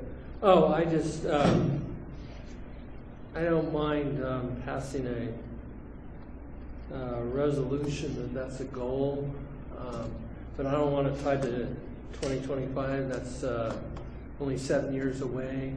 And I can tell you the difference between 95% and 99% can almost double your costs. Is it possible? We also have the federal government intervening on car mileage. They are also attempting to intervene on electrical cars, although I think that will be blocked because we're a state division or a division of the state of California. But I just think it feels good, but it's crazy to, this is a very fast time frame. So I think we can have as a goal to get renewable energy as soon as practicable. And I'd be totally in favor of that. I think that's a great goal. But I don't want to set something by 2025. And Germany, for example, which has really been very much a leader in this, they're having to backpedal now because it can't meet the goal, and the costs are just so great in a short period of time. So I think that's my thing. I'm going to make an motion as soon as practicable rather than 2025. And I have a few comments and clarifications, but I want to do it after I hear public comment if I could. And I just wanted to add on to what John said. In Germany is now the largest buyer of natural gas from Iran. Today Germany is the largest buyer of natural gas from Iran because of that policy not working out. Anyway. If none of the board wants to speak, I think that this is a great goal. I believe that our the operation of our district right now, we rely on a significant amount of fossil fuel burning vehicles. And we also have a significant, this building is heated by natural gas. To get to the point to where we were, that we converted these facilities to all electric appliances, and then made sure that we were purchasing renewable energy, or that we had photovoltaic installed on these. I think is definitely is. I don't know that it's practical or that it's financially feasible for a general fund to be able to withstand that sort of goal. So I think that it's important for me as the general manager that we pass resolutions that are achievable, that are realistic, but I also respect and appreciate the sentiment of this resolution. I just don't know that it's practical. Is there specific language you could point to in the resolution that makes it impractical, so we could consider how to change that? Well, I think the clean renewable energy by 2025. Mm-hmm. Right. Okay. 100%. I've got quite a few, but I would rather wait until public comment. That's what the provision I was suggesting, as soon as practicable, replace. The rest of it, obtaining energy from fossil fuel harms our air, water, ecosystem, and climate. These harms impact communities across California, including local communities. Renewable energy has brought many benefits. Those are all. The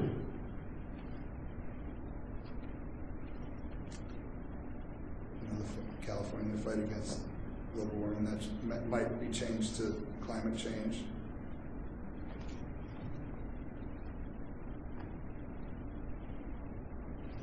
I would say that down there at the bottom it says, be it further resolved that the district will avoid taking actions that could increase the use of fossil fuels. There's amazing advances being made right now in electric trucks and electric vehicles, and they're prohibitively expensive. And if we need a new boom truck or we need a piece of equipment, does this lock us into, well, it's got to be an electric vehicle? We're going to have to pay the freight. Yeah. If we're an electric, we can't buy a fossil fuel powered vehicle, because it says right here we're going to avoid doing that. So I don't say we could attempt to avoid. I mean, we can do, and it's important to the folks that are here for E8 that you also look at E9. So anyway, yeah, and understand that we're doing our very, very best. So I don't want to put James on the spot, but in the next 7 years, how many trucks are you scheduled to purchase? Probably eight trucks, and a backhoe too. And I don't know what the timeline is on electric backhoes. I've used a lot of propane heavy equipment, but in factory situations. Are there backhoes now that will run efficiently on propane? I'm not sure if there are. I know that they have vehicles that they have kitted to do that, but the cost of the vehicle and what, as far as feasible, and what we use the vehicle for, it doesn't pencil out. Yeah, it's $10,000 to convert a internal combustion engine to propane. I converted a lot of tractors for $300 to propane back at the.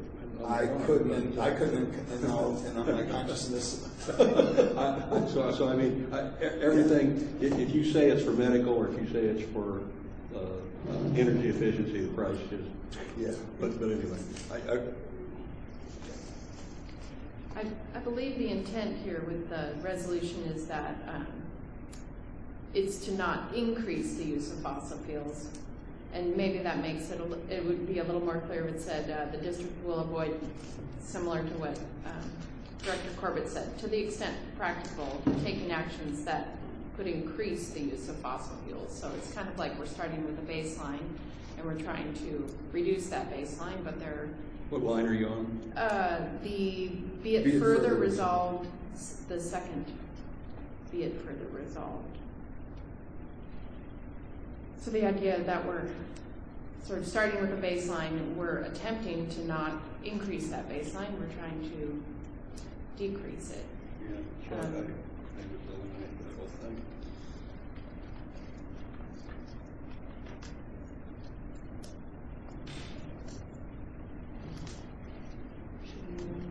Okay, we'll take it to the public now. You guys are here and ready.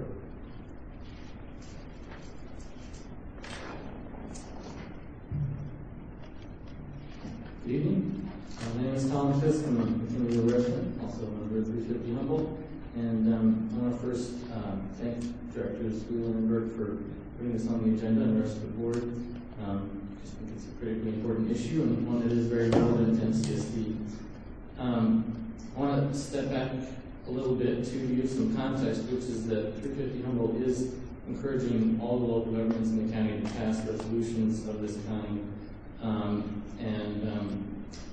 It is calling for, I wanted to point out, relative to the discussion that was just happening, the goal of 100% clean and renewable electricity by 2025 is specific. So the 2025 deadline in the resolution is specific to electricity. Of course, we would love to see other fossil fuel usage reduced also, but the 2025 deadline is specific to electricity. So, in any case, last night, Eureka City Council did unanimously pass an almost identical resolution. The City of Arcata's Energy Committee is considering a similar resolution, and we just think we have a unique opportunity in Humboldt to make this kind of thing happen since the River Coast Energy Authority took over responsibility for sourcing our local electricity last year. This resolution calls for, as we said, all electricity used in the district to be clean and renewable by 2025.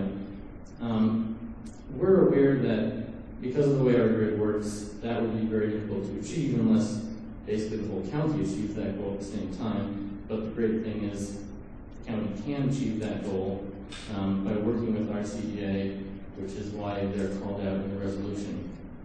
I should probably mention at this point that I am a member of the RCEA Community Advisory Committee, but I am not representing RCEA or the Advisory Committee tonight, just to make that clear. So, also, we're aware, relevant to RCEA, that MCSD isn't represented directly on the board of RCEA. However, as you all know, McKinleyville is the biggest unincorporated community by far in the county, and the passage of a resolution like this will send a strong message to RCEA as well as to the county about the importance of this goal. We do recognize that this is an ambitious goal, and for that reason RCEA can really only adopt it and plan for it if they receive a mandate from the community. So I also want to point out that MCSD is a major electricity consumer, of course, and as Director Wheeler pointed out, is already taking very positive steps in this area. Also stands to be impacted by climate change in a number of ways, so we hope you'll adopt this resolution. Thank you.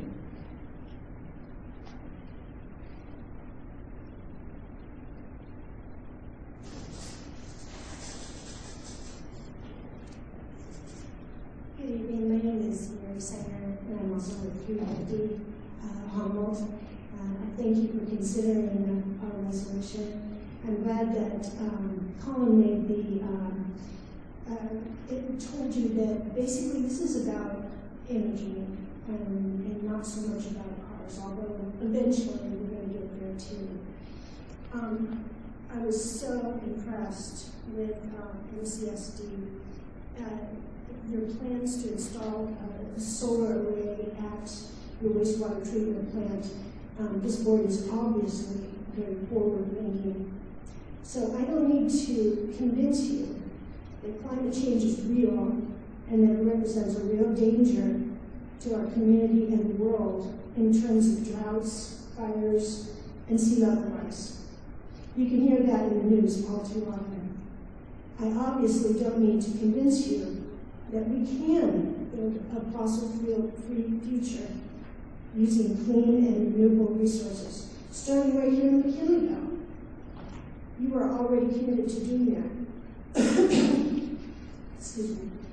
I don't even need to convince you that switching from fossil fuels to renewable energy will create jobs, strengthen the economy, and make Humboldt County more resilient and energy independent. What I would like to convince you of is that McKinleyville can make the step of becoming a leader in the transition in Humboldt County, the state of California, and the nation by adopting this resolution. All of our country, in fact, all over the world, cities, states, and companies are signing on to 100% clean renewable energy resolutions, just like the one that we offered you. At my last count, over 50 cities and states have signed on to accelerate their transition to 100% renewables. 350.org is one of the grassroots organizations that is spearheading this movement, and we in 350 Humboldt are contributing our efforts, and we are having success. Just last night, the Eureka City Council adopted our resolution. What we're looking to do is to build a base of support from the cities and towns, and with that base of support, approach the county and get them to sign on as well.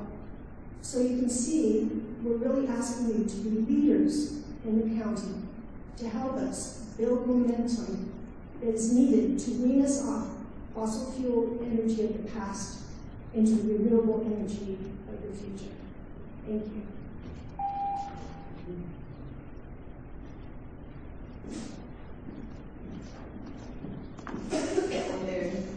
So climate change hasn't always been super high up on my priorities. It's kind of as a far-off, intangible thing that as a kid growing up here in McKinleyville, I didn't have time for. I stayed busy with Pony Express days and my academics and playing tennis. Then I went to the East Coast for college and I took a lot of environmental science courses where I learned more about the reality of what's happening in our world, like how the polar ice caps are melting and causing sea level rise. When I graduated, I traveled to the Marshall Islands, where I lived for a year and taught 10th and 11th grade. And the Marshall Islands, they're a small, low-lying chain of coral atolls. And so that was back in 2009, and they were already experiencing climate refugees from sea level rise during their king tides that were basically eating away at their islands. And so I was able to see firsthand how climate change is already impacting people and is very tied into a lot of world events that are happening. And so when I moved back to Humboldt to try to make a positive impact, it did get higher up on my priorities.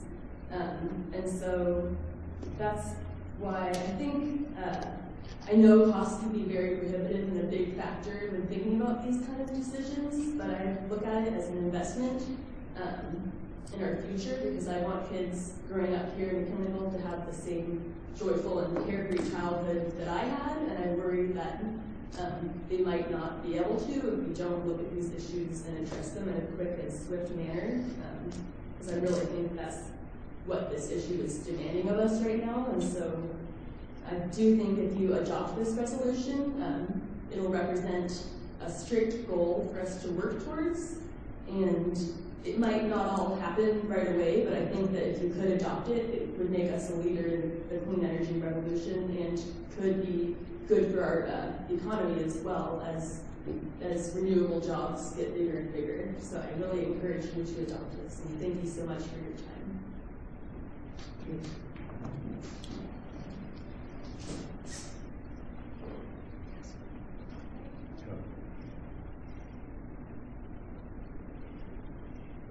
Hi, my name is Pat Carr. I live in Decatur.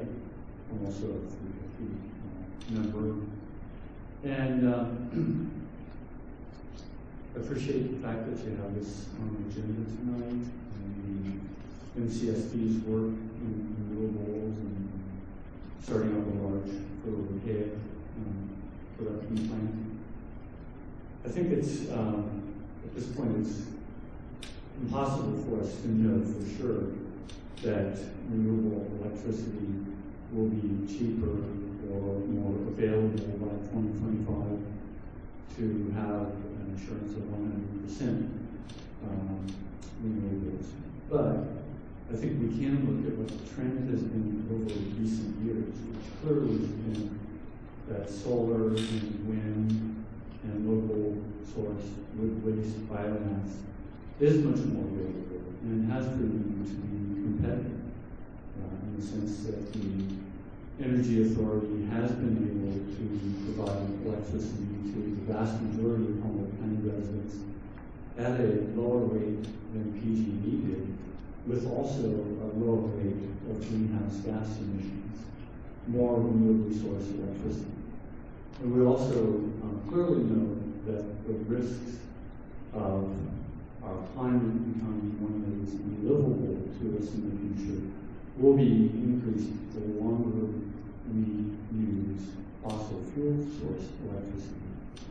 So I'm hopeful that your board will continue to support, or at least review and positively consider a resolution like this, because I think that it's only in small communities right now across the nation that we can really begin making the sort of changes that we need to go to a more renewable-based economy. Thanks.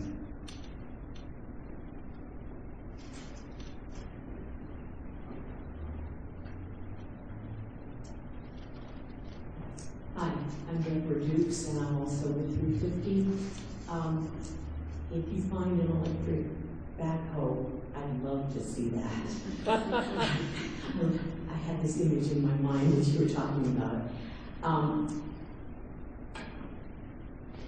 Redwood Coast Energy Authority has been an agent of positive change for years, but particularly the last year since they've been the electricity source for our area. And they're eager to work with you and with the other North Coast governmental agencies to facilitate the transition to clean, renewable energy in Humboldt County. They're working to bring us well-paid jobs in clean energy industries while helping phase out our dependency on fossil fuels. Personally, I have adapted my behavior as my knowledge and understanding have increased in regards to climate change and this planet's limited resources.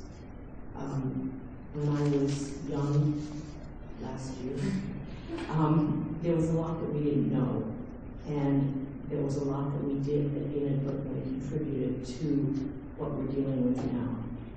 As we know more, we have more responsibility to act on that increasing knowledge. In my case, my husband and I put some pretty substantial upfront financial investment into putting PV panels and solar hot water panels on our home and insulating our home. The advantage is we're now watching the meter go backwards and approaching the point where it's going to get into negative numbers. We can hardly wait. I suggest that the earlier we start transitioning our energy sources, the faster the upfront financial costs will be recouped. The need for clean, sustainable energy, starting with clean, sustainable electricity, will only become more urgent and therefore more expensive as we delay. We have the increased knowledge. We have the responsibility. According to a proverb from ancient Greece, a society grows great when old men and women plant trees whose shade they know they shall never sit in. Please lead the citizens of Humboldt County, be one of the leaders in planting both literal and metaphorical trees for our children to sit under. Thank you.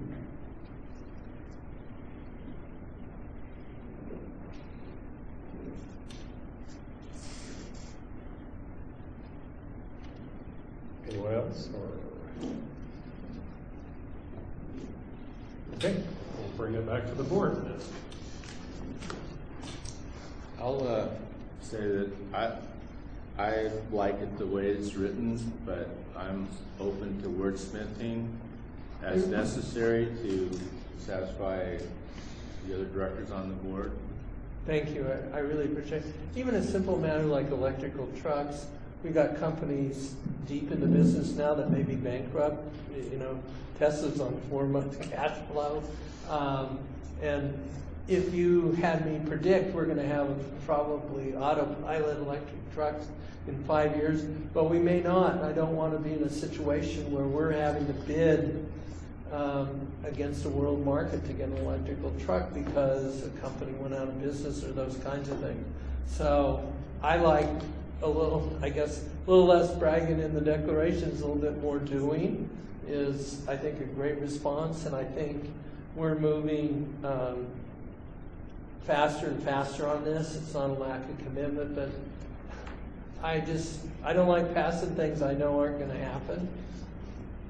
To me, that's misleading to the people. It's popular with the people, but it's misleading to the people. What I think we can do is we're going to try hard, and we're going to have it as soon as practicable. So I appreciate your thinking along, willing to make that concession, and that's why I feel strongly about it, is I just don't want us operationally trapped by something where we cannot envision the complexities of the situation. I wonder if the general manager could speak to whether adopting a resolution, what that would look like if we came to a decision point. Are we bound to what a resolution states? No. So that's a good point. That any resolution that this sitting board makes is only as good as the 5 members wanting to continue. Once you make a ruling with this board, you'd have to stand by this resolution. But if the board was to change, and it was brought back, then so John can help me out with this one. Resolutions are only 1 meeting to change, ordinances are 2. Right. Therefore, if you had an agenda item that contradicted the resolution, that's it. Yeah. If you had a agenda item that contradicted an ordinance, there's a second reading and public hearing and other kinds of requirements.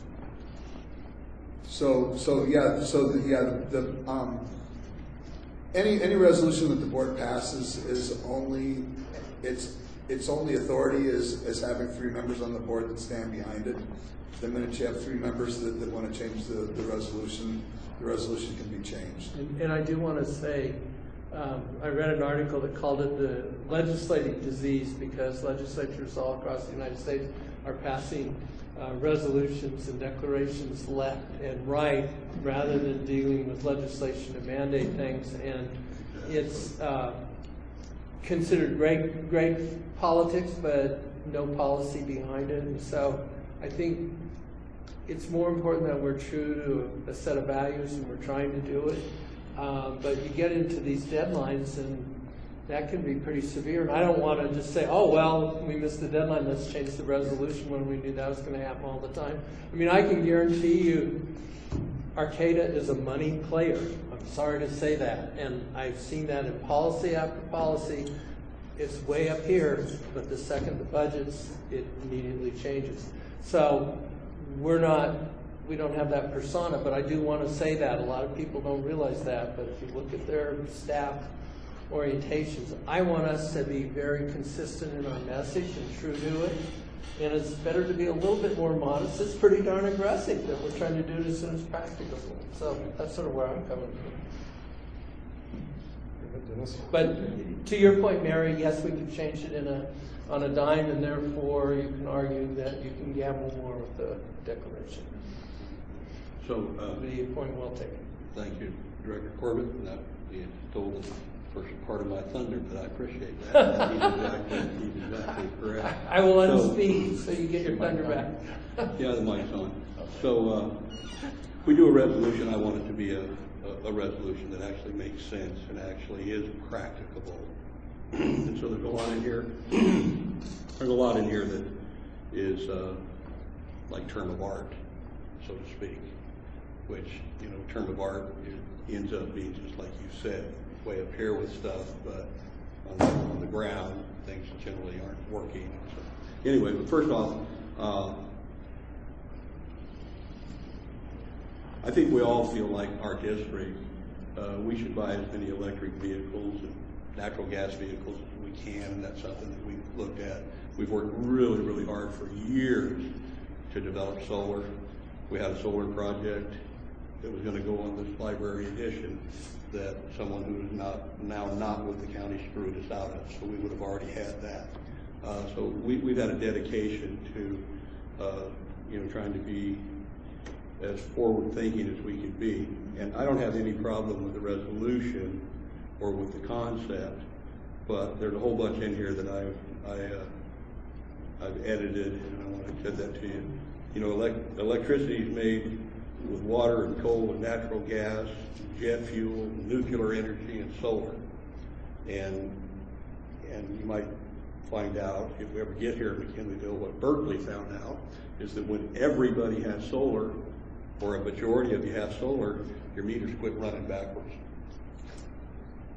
Okay, so that concept that everybody's going to get solar and then everything's going to get cheap for us is not true. It doesn't mean it's not a better way to provide our electricity. That's not what I'm saying. So our district's already signed up with Redwood Coast Energy. We've already said that we want to go down that road, and we're members. So I think we've stepped up to that. The first two sentences, whereas obtaining energy and then whereas these harms, those are statements that many people agree with, myself probably included, but many people don't. And those are statements that don't do this type of a resolution any good. So I'd like to see those first two lines eliminated.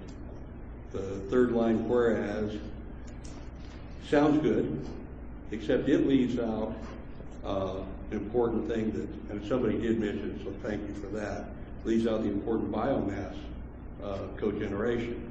Biomass cogeneration, very important to this community and to rural communities, and to an issue that is maybe larger even right now in terms of environmental health, and that's our forest burning down. And we need to have a way to get that biomass dealt with and to work on keeping our forests from burning up. Because I don't care if all of us do everything right, we're all 100% solar. If our forests are burning up, we haven't accomplished a damn thing. So that's one point. So, and RCEA, I think, is invested in biomass as cogeneration. Yes, sir. Okay. And I've worked on that a lot legislatively with the timber industry and different environmental groups. And so there's a couple other things. There's no mention in this, and that's something that we could alter, but there's a blue light biomass technology that's used in Idaho and several other states that creates a biomass steam energy that's outstanding. And the byproduct from that is fertilizer. And it's an amazing form of energy, so there's a lot of other things to look at. The next 1, 2, 3, line 4, whereas California has historically been a leader in the fight against global warming, I would like to eliminate in the fight against and say been a leader in policies to offset global warming. The next line, whereas California can get to 100% energy, I think we want to say whereas California desires to or strives to get to 100%. The next one, whereas the transition to 100% clean energy, renewable electricity will promote local employment, economic growth, public health, and environmental justice. Environmental justice is a term of art that is meaningless. I mean, you can put any kind of definition on that you want. It engenders negative thoughts for some people, and that's not good for us. So I'd like to see environmental justice just taken out of it. The rest of it's fine. The next one I have it as okay, now therefore be it resolved that it should be changed to it should Because and there's another line, the last line that says the district shall be 100%, it should say should. And it refers me back to the comment about strict goals. We should have goals, but when you add something like strict goals, that just doesn't, I think that changes the tenor of what we want to do.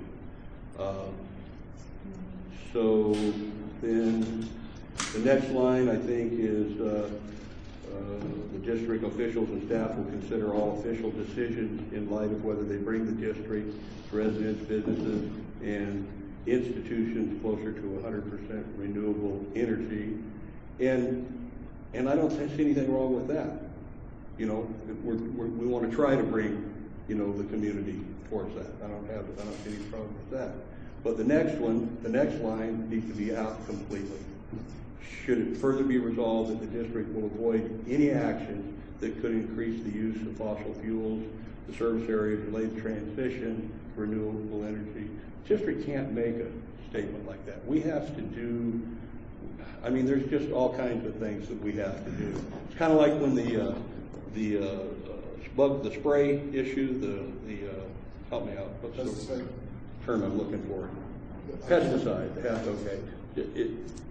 This is a district that just didn't want to use that stuff. We don't use that stuff. We don't like it. But there are certain things that we just can't not do. The feds tell us we have to put chlorine in that treated water, and we can't tell them no. So there are places and times that are in the deal that we just, so we can't say something absolute like that. Other than that, we need to keep all the tools available to the district. So with those revisions, I'm willing to support it.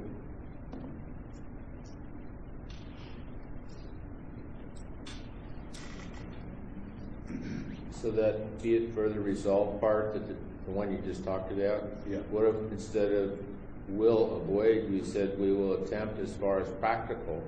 That would be fine. Taking actions. That would be fine. As far as practical, we will attempt to avoid taking actions to increase the use of fossil fuels. Because, you know, I'm not trying to do something where we say, we don't like it, we're going to come back and change it. I'm trying to see whether we do something that actually can work for us, work for the community and work for us.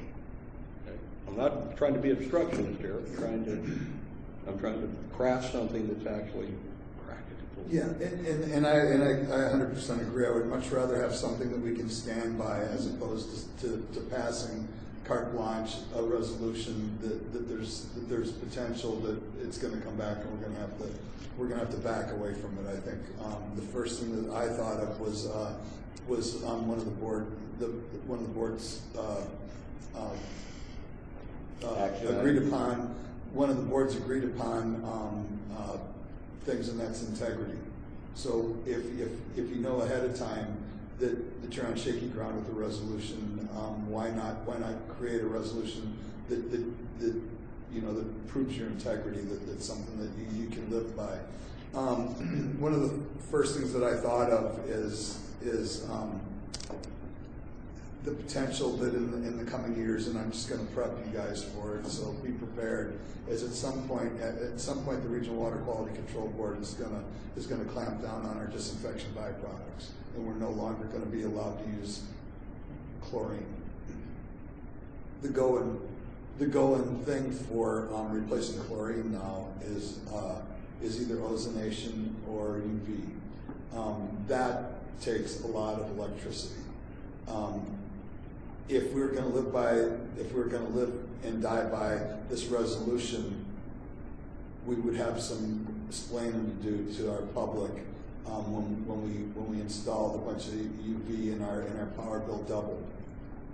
Yeah, and the trade-off would be a great trade-off, because I'd love to see UV to get rid of the chlorine. Oh yeah, absolutely. And even if we used more electricity.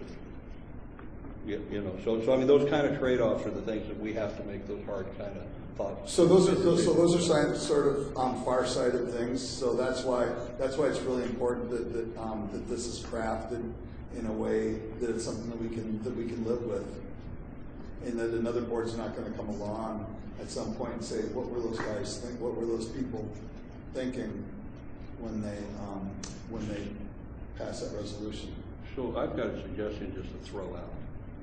Would it be, just for a thought, could we move this back and have a chance to go through it a little bit with the different things that we've talked about and maybe work up? You know, I'd hate to just like in 15 minutes or say it's got to be this or it's got to be that. You know, would that be something that would be something the board would entertain? I think so with one, but I'll ask the general manager. My biggest concern for the general manager is we're like the UN with many voices, and exactly figuring out what we wanted. Resolution language could be different. So there's two approaches. One, the chairman could review it and opine what the board as a whole meant, which is, or we could have a subcommittee the general manager could run through, but I don't think it's fair to put it all on him because I'll just delegate it to Emily. Oh, there we go. I like that. What would you think about the thought of each one of us giving our draft revisions to the board president? Can I make a suggestion? To the general manager, so he put the brown. So here's a concept that I have. We're going to be dealing with the leak policy, the leak reimbursement policy. Emily was very adept at going through creating a transcript of everything that was discussed, and the new leak reimbursement policy is basically all of your thoughts aggregated in a new policy created. I think if Emily's comfortable with this, I don't want to put you on the spot, but why don't we let her go through and try to draft a resolution that kind of takes into consideration everything that's been discussed tonight. We'll run it by the president once it's drafted, and if the president's comfortable with the tenor, we'll bring it back. We'll take another shot at passing it next time. Okay, I think that's a great idea. And we've got the comments from the public that we can refer right. to. The one technical aspect, though, I did want is I want everyone to be very forgiving of Emily if she gets wrong. I think this is there's a little bit of reading the tea leaves here, but let's open it up. John, the way Emily keeps you and me on task, we have to be. We wouldn't be anywhere on time if it wasn't for Emily. So the way this would come back to me is, like I said, I'm happy with the way it is, but I'm willing to wordsmith to get everybody on board to get us all happy. So say the first line there, you want to delete it, so that would be what everyone wanted. So there's the line, and then who wanted what, and then we just go right down the list and decide amongst ourselves, are we going to keep it or drop it or change it? Well, that's what I'm saying. The ambiguities it's not clear to me, and that's why I was saying we got to be forgiving of our staff in their guessing. Yeah. Well, she did it. People, I mean, and she took all of our just disparate and diverse comments and thoughts and did a really good job on the league adjustment thing. So I think it's something that, but I'm good with it, but that's up to the board, whatever you all think. No, I think we didn't even have it on here tonight as an action item. No, it was only on here for information anyway, because we kind of foresaw that there might be a little bit of wordsmithing that would go on related to accepting this the way it was. So that our intent was that we'd get input from the board, substantive input from the board and from the public, and then bring something back that might or might not then be approved. Right, and I'd like to, just also say that the 350.org, I appreciate y'all's dedication and hard work, and I think it's a meaningful task that we're not opposed to. And I just would like to apologize that we made you wait so long before we took this up. Will we have another opportunity to speak this evening? That's the pleasure of the president. Maybe one of you, if you want to just do it.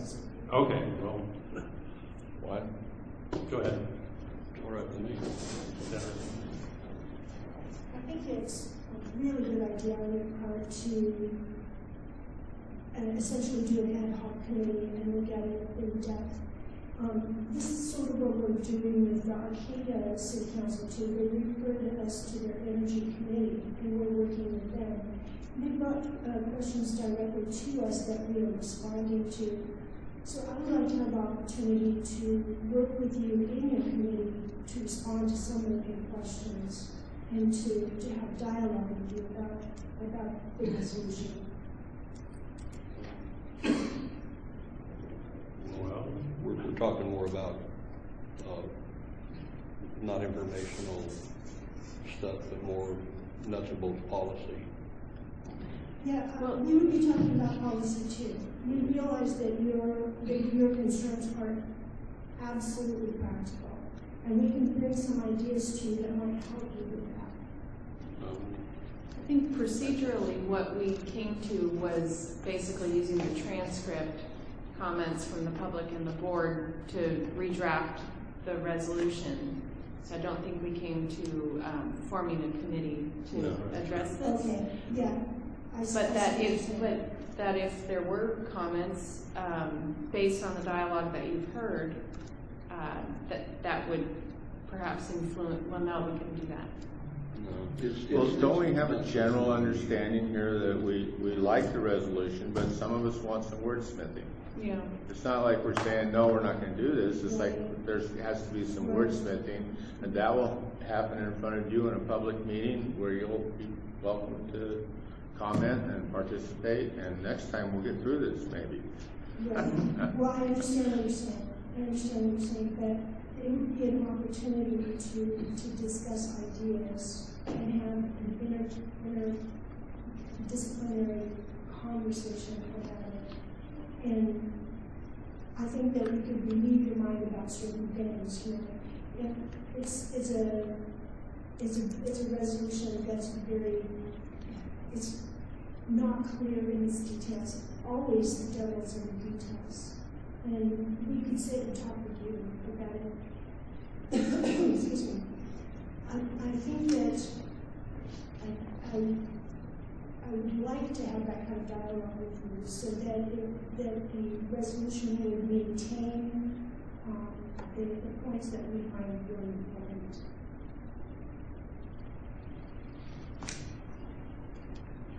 Please consider it. Yep, I'm just trying to figure how to do it.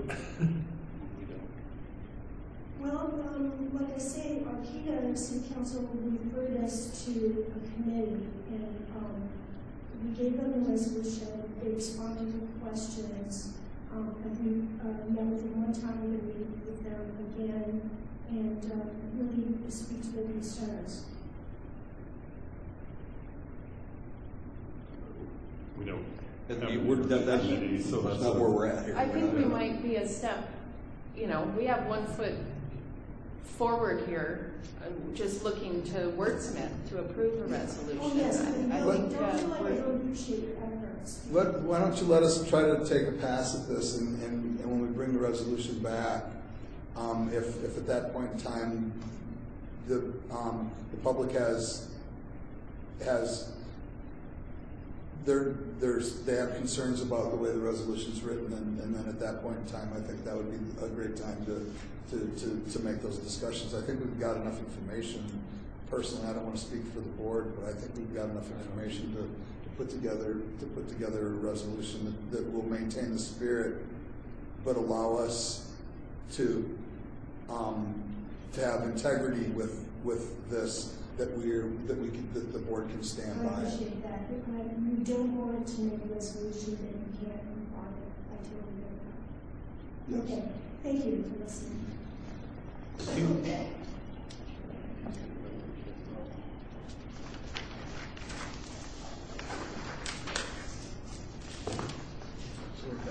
We're back to E7. everybody doing okay on the board? Or don't need a break or anything?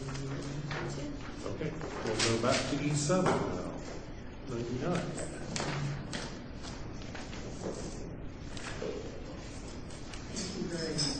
Thank you. Thank you. And we're jumping back to page 99. And being patient. Yes.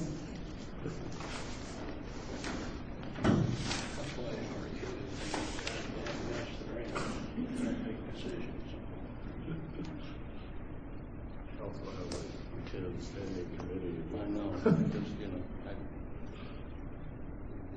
All right. E7, review and consider approval of revised leak adjustment policy. This is Colleen Trask presenting. Given Emily's work on this probably should have been Emily.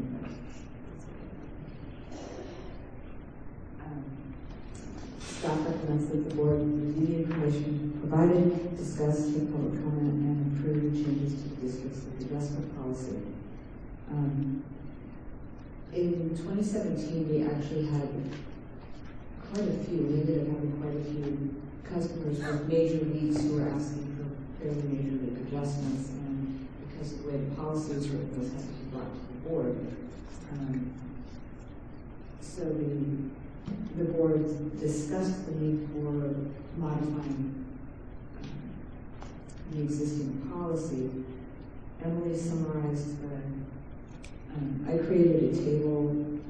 We did some research, got samples from a bunch of other CSDs and water utilities about their various leak adjustment policies, and then the resulting adjustment is anyway. The suggested adjustments are basically what the board synthesized, and they're summarized in the last attachment, which is the transcript, essentially.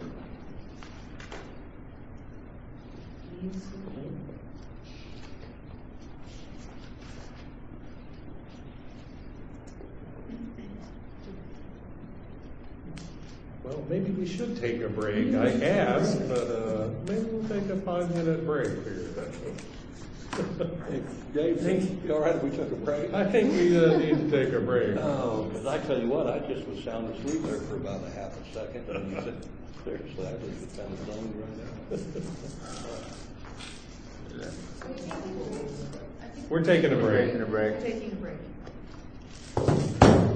And, oh, it's up across from the garbage out there? Oh, that's where my mother-in-law lives.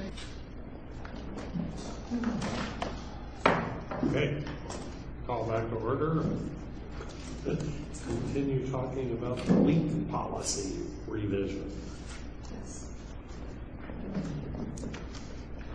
So the current policy versus the proposed policy is in the table in the discussion section. The important points is that we can calculate the adjustment for up to 2 months instead of 1, given that the person has shown evidence of making an effort to fix the leak, because it's a very common thing for somebody to get a leak, fix it, and then spring another leak because of the changes in water pressure. And it's happened to me, I know it's happened to other people. That's a common thing we hear at the front counter. Another important difference is that it raises the general manager's approval limit to $750. I don't think that would have prevented any of the leak adjustments in 2017 from coming to the board, because they were all quite large, quite a bit larger than that. We just had that statistical cluster of a rash of leaks. But this does allow more of the, and as the rates go up, this allows pretty much the same level of leak to be handled in-house without coming to the board.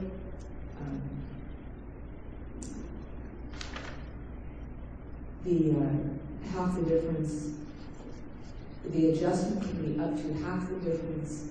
In the previous policy was for the 12-month prior average. The changed policy, the adjusted policy, is to allow a 3-month average from the prior year, what this allows is for us to adjust for seasonality. So if somebody springs a leak in the summer when they have always had a garden and their use is high, their adjustment's going to be different than someone who springs the same leak in the middle of winter when they've traditionally had very low water bills. That makes sense. And that way their leak isn't lessened by the fact just because they have a garden this summer. Right? Their leak adjustment. Because otherwise that tends to get lowered because the increased usage over the 12-month period increases their average and reduces their leak adjustment. So at least this way we can match the adjustment to their actual usage in prior times. And I believe those are the major differences. Everything else is the same. The leak has to be fixed and verified with a reread. Receipts have to be provided. Those don't change at all, and once every 2 years. So if you have a small leak adjustment, you have the opportunity to refuse it because sometimes, and we've had this happen too, where people have said, oh yeah, I need that leak adjustment, even though it's a little amount, and then they end up with a really large leak. Yeah. Anyway, so those are the major differences and similarities.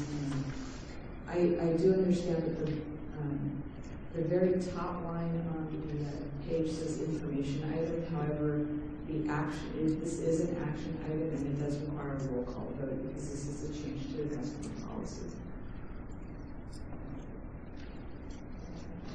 Questions, comments?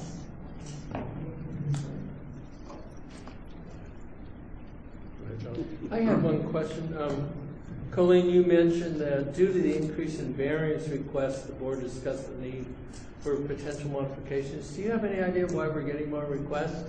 Do we have a reputation of being easy? I don't think so. I think No. Our policy was actually more strict than a lot of policies that I've researched. Yeah.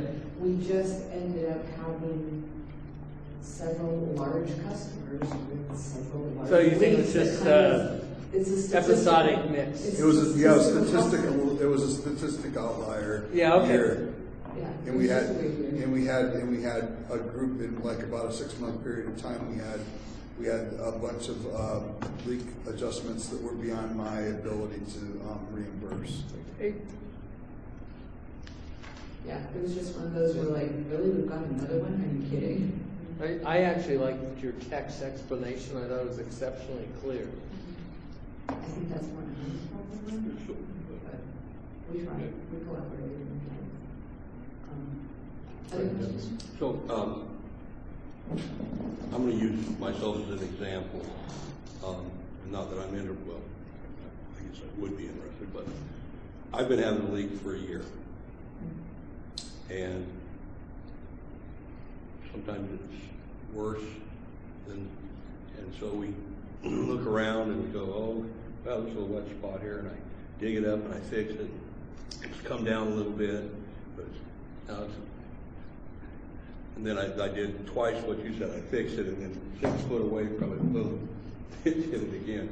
So, and I'm not going to come in for an adjustment.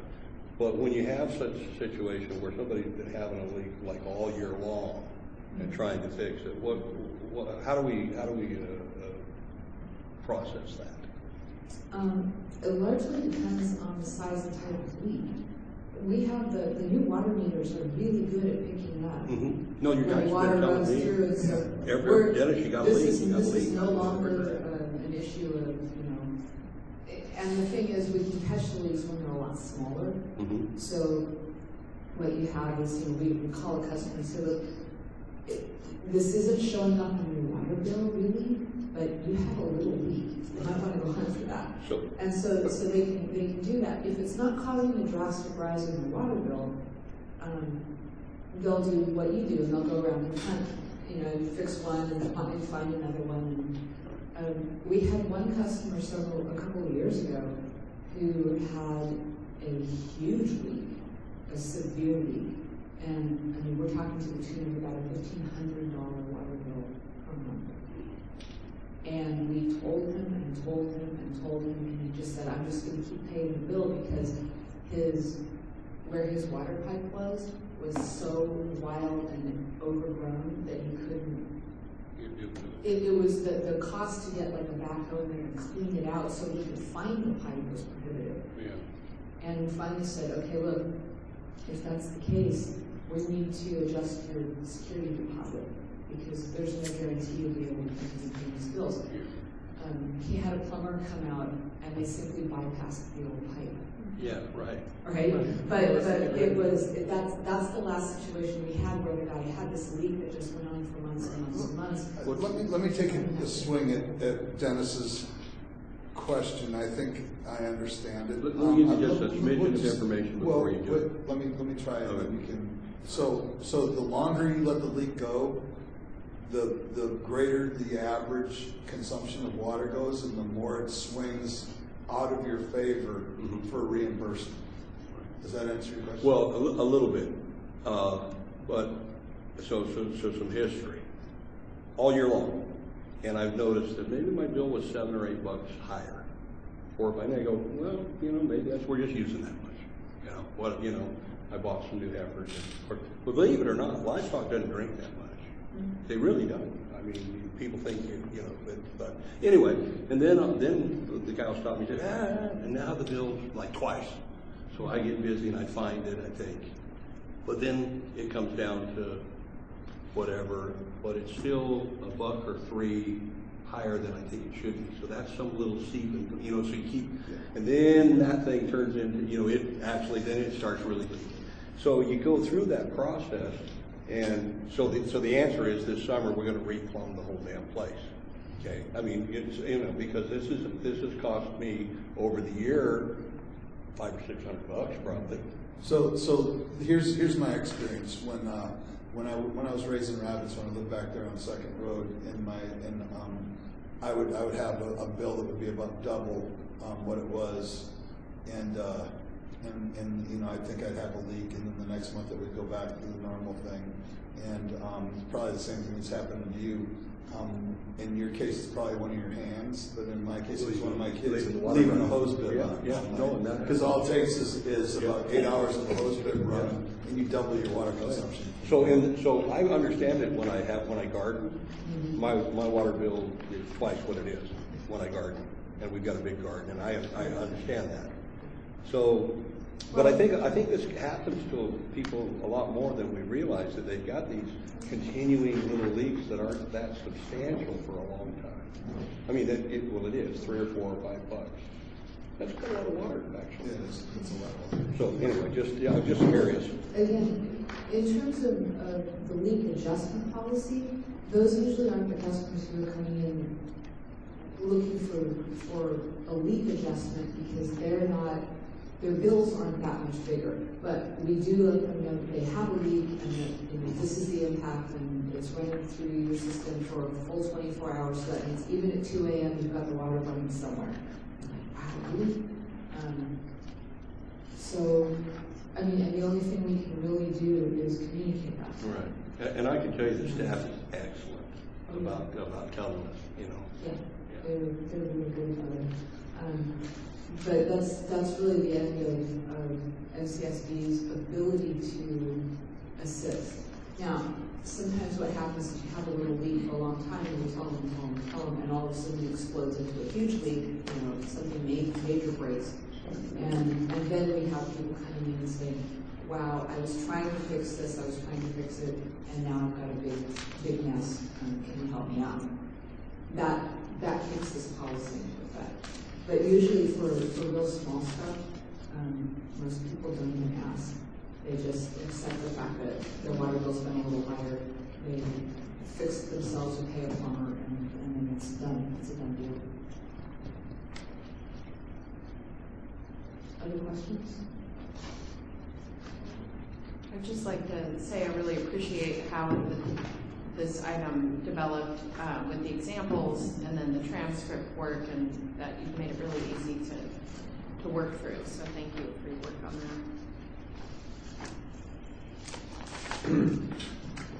All right, I'll take it to the public. Seeing no public participation, we need motion here. Okay, I move that we adopt the district's proposed leak adjustment policy. And second.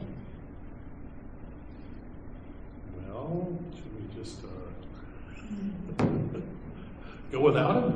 Yeah. Okay, let's do the roll call vote. Director Burke. Aye. Director Corbett. Aye. Director Mayo. Director Wheeler. Aye. President Couch. Aye. We can ask him when he comes back. Yeah, we'll get his vote when he comes back. Oh, and it's tied 2-2.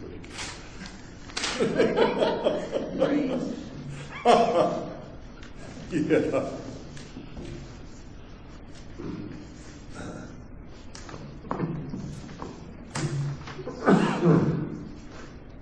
All right, E9, approved resolution 2018-14, authorizing general manager to enter into funding agreement P17-01033 for Clean Water State Revolving Fund Energy Efficiency Project Finance. I move that we approve.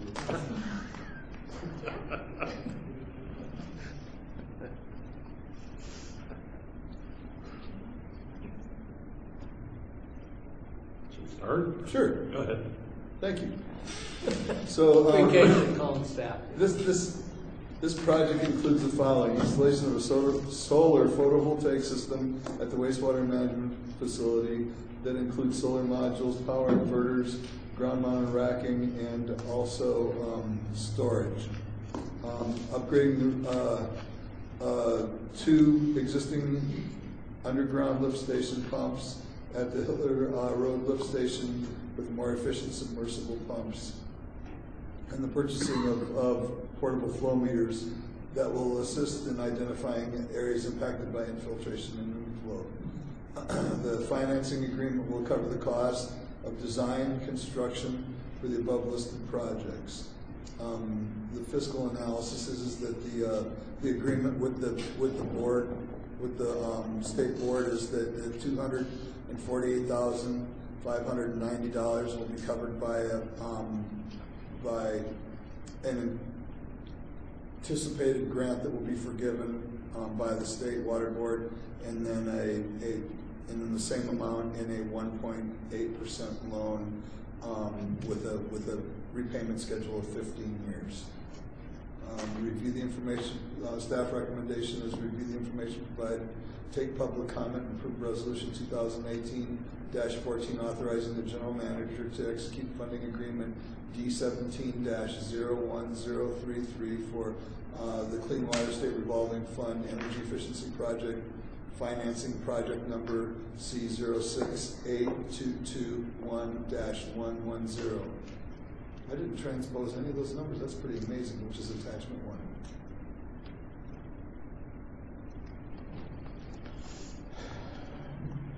1. Is it too early to put a motion up?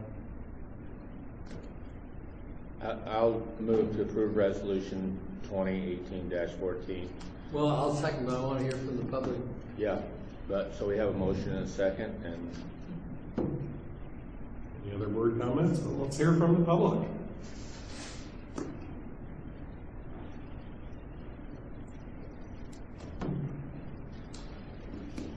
Again, I won't waste your time, but I'm just really excited about this, and I'm really glad it's happening, and thanks for moving ahead. thank you. Thank you. I'd just like to comment that I appreciate that we didn't stop simply at the PV system, but that there were these other energy efficient elements added in there. It's really proactive, forward thinking. I appreciate the global scope. Yeah, and one thing that I didn't capture in my staff note is that the top 2 bulleted projects were in the CIP, so we were planning on doing those projects anyway. This is pretty pretty good timing. We didn't expect that this grant was going to come through when it did. So this is one of those things which you have to be careful what you wish for because you might get it. But it is what it is, and we'll have to shuffle some things around so that we can basically we're going to be taking on a fairly significant design build on a solar and storage project, and design build on an upgrade to one of our sewer lift stations that's needed to be upgraded for some time. I think in the wintertime, that station during a wet winter. That station will run pretty much around the clock because of the amount of water that's coming in. So it's great timing to be able to get some bigger pumps at that station. And also one thing that I'd like to bring up is at this time is the proposed site for the solar photovoltaic is of course going to be along the south fence line of the wastewater management facility, which is in Hillard Park. So we definitely plan on doing some significant public outreach for this because I can see some that we might have some issues with people encroaching with the photovoltaics encroaching out into Hillard Park. One thing that the board should be aware of if they're not, the Hillard Park is on sewer property. So the title to Hillard Park the property that Hillard Park is on was purchased with sewer funds. So we'll do everything in our power to keep it as far north as we possibly can. But I would expect that the site for the new solar photovoltaic will be part of it in the dog park and in that area along the south fence line. And when we get that, go ahead. And when we get to there, when it comes to design, I know there's what John and I had mentioned about that UC Davis Law School, the parking lots are all covered with the solar. The solar provides pretty much the whole energy package for the UC Davis Law School. And it's a really attractive situation, but now obviously it costs more to have that stuff raised up a little bit, but perhaps some of that could be raised a little bit so we would be able to retain some more of the dog park maybe. I don't know. Yeah. When we the only issue with that is the way they'll be placed. There's a potential that we could raise them up, but then we have to take into consideration the fact that when they have to be cleaned, right, they're going to be 10, 12 feet up in the air, and that could cause. What's those little flying machines everybody uses? The drones. Yeah, we could drone them. A solar drone, of course. Go ahead, John. Without directly responding, I just wanted to thank our staff. This has been a really long haul. And I also want to thank board members. I know Dennis worked tirelessly and we keep bringing up and requesting grants and what is the status and what is available to MCSD. And we're not talking once or twice. I probably personally witnessed them making 40 asks over the years. So he definitely went out there. Board member Wheeler made it a huge part of his campaign. We got it in the strategic plan, and we got it in the strategic implementation plan. And from my perspective, it's about 15 years from when I started. So I'm very, very happy that we crossed the Rubicon and are proceeding this way. I think we ended up in a business-like way of approaching it. And I think that's real solid for the future. We obviously have other places we can do solar, some of which we have pretty good reports, like on top of this building, would be profitable. And so I think this is a very important step forward. I'm really pleased to see it, and I think we'll be very happy that we ended up on this path. And I just want to say the board, everyone on this board worked for it, everyone hung together, and that's important. And like I said, when it started out, it didn't have as many friends on the board. When it started out, it didn't have as many friends with management. And we had several what I call ill-conceived proposals. One of them based on oil would go up to 120 a barrel. One of them without following CEQA, one of them without going through a bid process. So we had to put the whole thing back 4 or 5 years. But we got a good process. We stuck to the process. And I'm very happy. I'm going to go home and sleep good tonight.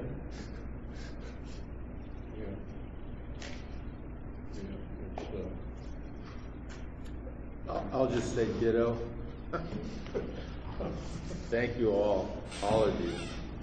Thank all of you. Well, it ain't done yet, guys, so don't count our, don't count our scrambled eggs till we're broken. Yeah.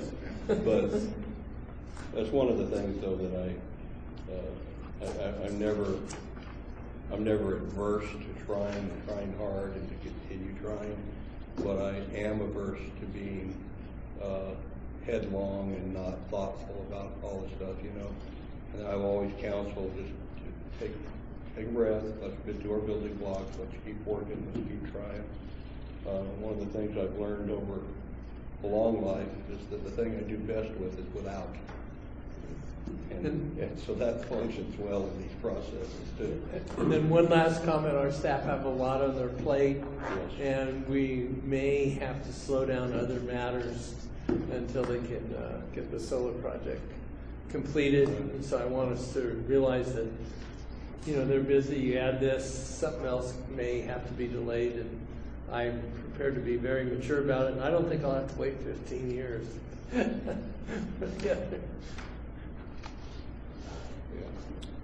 Well, you know, when you've got an asset, or not an asset, when you've got a particular amount of capital, I call it political capital, works the same way. We all have whatever we have.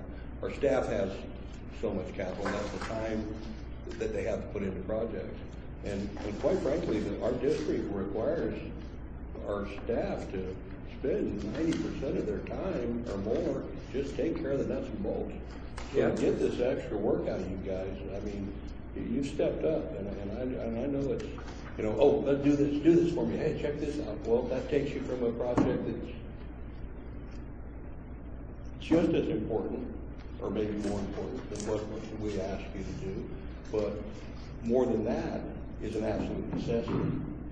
You know, oh well, let's don't process any sewer today. Let me work on this for you. You can't do that. So the fact that you've been able to pull this together, man, I really appreciate it.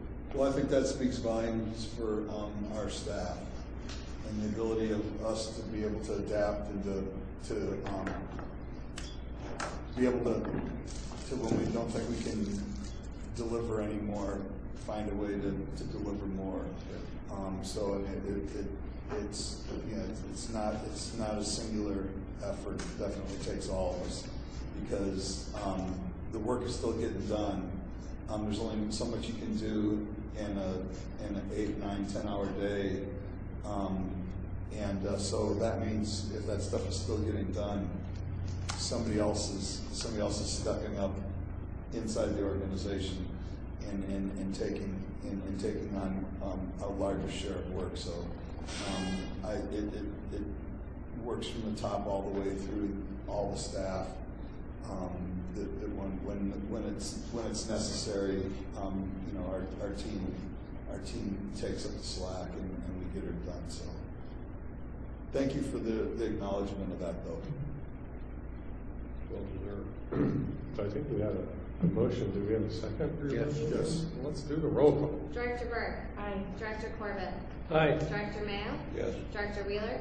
Aye. President Couch. Yes. Sure you don't want to consider that, reconsider that vote, John? Yeah. No, I'd like to see it formed as an adverb.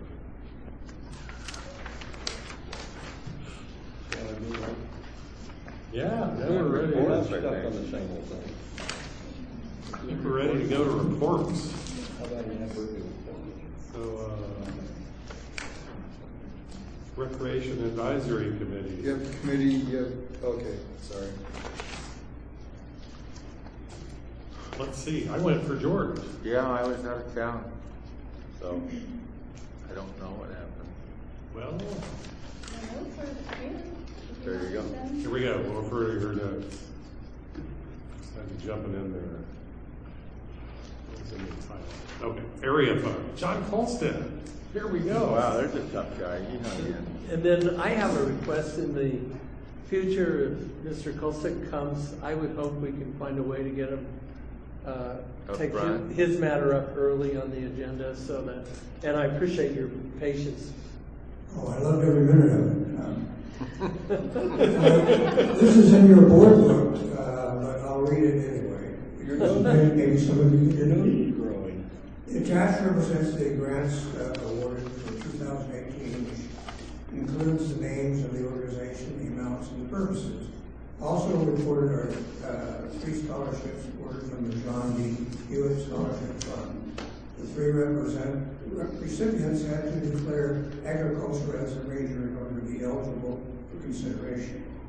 During the last 5 years, 2014 through 2018, the McKinleyville Area Fund has awarded total grants in the amount of $69,852.94, of which MCSD received $13,451.74 for various projects.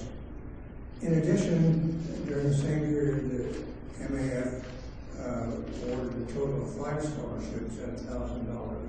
The limitation again being declared agriculture had to be declared as a major in addition to academic performance, school and community involvement. The MAF County Area Fund feels that the small fund has served the community of McKinleyville well. Should you have any questions or need any additional information, please contact me. And I thought I'll read to you if you have that up here. The 7 that we awarded for grants for this year. Adult daycare from Mad River, $500. McKinleyville Lions Club, $1,500 for the Winter Express program that serves approximately 720 kindergarten through 3rd grade. McKinleyville Middle School, $1,544.86 for ceramic equipment for the rock program. McKinleyville Family Resource Center, $1,228.20 for yoga materials and equipment to be utilized in classes for clients. McKinleyville Community Service District, $3,676 for the purchase of an arch climber to be installed in the Larissa Park in the Larissa Circle. Trinidad Union School District, $800 for the purchase of 15 volleyball jerseys and game ball. Humboldt Skate Park Collective, $10,000 cost for design changes, permitting, and so forth. And again, a total of $3,000 for 3 scholarships to McKinleyville High School students. I thought you might be interested in how it breaks down for the MCSD. 2014, $3,000 was awarded for sound equipment for the Teen Center. 2015, $1,200 to assist in funding of the MYLS Youth Workshop.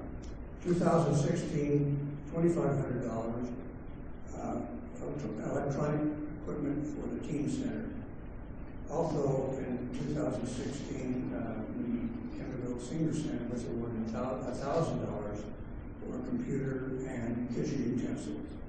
2017, $3,075.74 for kitchen equipment for the Teen Center.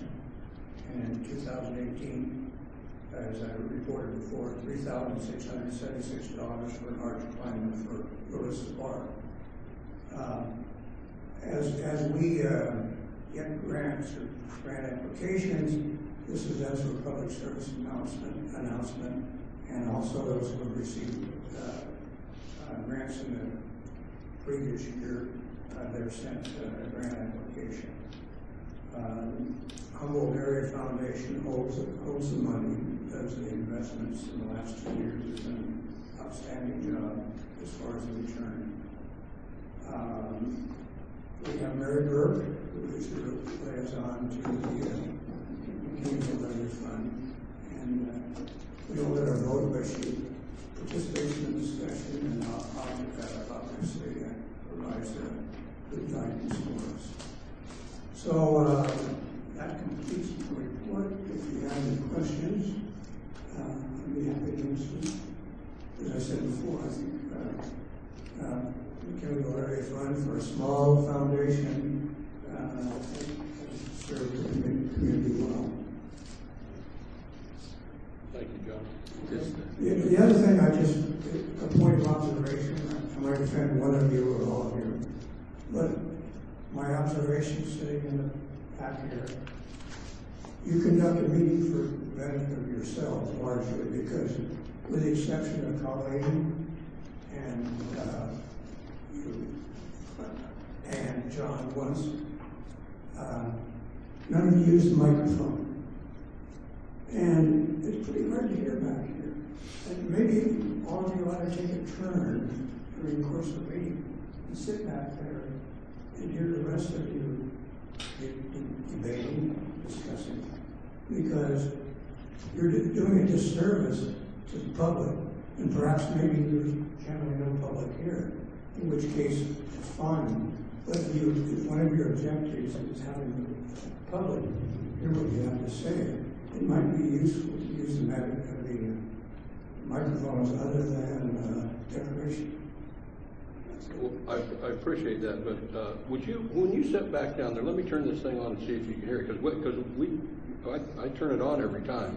Yeah. And I'm wondering if it's just that we need to, if you can't hear, tell us and we can have the Well, I sound. can hear Colleen. Okay, well. I can hear Leslie. I heard John toward the end because he leaned into the mic and spoke. But other than that, the rest of you, sometimes it's a muffle, sometimes it sounds like you're just kind of, and you guys are sitting in close proximity to one another. You can hear one another. Right. But if you want the public to hear, and I'd be glad to. Yeah, let me, because I. Thank you, John. Yeah. Yeah, you've got to be closer. You've got to be closer. You've got to be about that far away, and you got to speak directly straight into it. I usually pull it right there, so that. Are not omnidirectional. So can you hear me now talking or not? Yeah, I can hear you now. So that's just maybe over in that other spot, but this is what I always do, and I never get any closer than that. Now, can you hear me now? Very good. You can't hear me now? Very good. Okay, how about now? Can you hear me pretty good now? No? Yeah, Mr. Colson, I don't pretend to be proficient enough, but what little proficiency I had was my mother, if I was in a public meeting or not, if I wasn't speaking properly into the microphone, would walk up, interrupt the meeting, and give me proper instructions. So I think your comments are a more positive way to get through. But thanks, John. I mean, that's something that is important, and it's not designed, we're not trying to. In our defense, very often we're speaking to an empty room, and you're right, though, we need to make a note that there's folks out there in the back. I apologize. A lot of times what will happen too is you'll start out at the mic and then you'll lean back. Right. Or you'll turn to talk and you lose that. But if I try to turn you up, then you're gonna get feedback from the other microphone and it's gonna get all ugly. But so a lot of times you're there and I try to bring you up as you drift back. Okay. But as I do that, somebody else talks, it'll start to feed through the other person's microphone, or somebody's coughing a lot. I try to bring them down for a while and bring them back up when they stop. But a lot of it is you'll turn your head. Once you turn your head, I lose you. Or you lean back in the chair, I lose you. Well, that's good. Okay, well that's good. Yeah, that's. And I don't want to interrupt mine on purpose. In the meeting, everybody's like, be closer. Well, and I understand it because I always have him turn up Colleen's mic because I can never hear Colleen at all. And so I always have, I always turn up to my turn. So I appreciate that, John. Saying money. Because I want it. When you were doing this to me, I thought you were like, I owe you money. Well, yes, and you know how much too. Just because I'm not bugging you about it. All right, let's move on to the Redwood Region Economic Development. Oh, sorry. I just wanted to, John, can you hear me back there? Because I can't see you. I just wanted to say that it's been a pleasure to meet the McKinleyville Area Fund Board and to get to know the different projects that are being funded. And thank you for running efficient meetings as well. Well, John's always been I shouldn't say always, but is an active member of the rec committee as well. And we appreciate that a lot.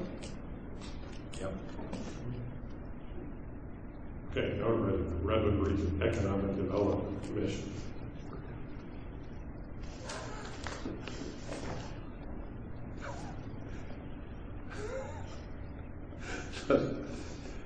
It's a report. Sorry. McKinleyville Senior Center Advisory Committee. The advisory committee held its quarterly meeting.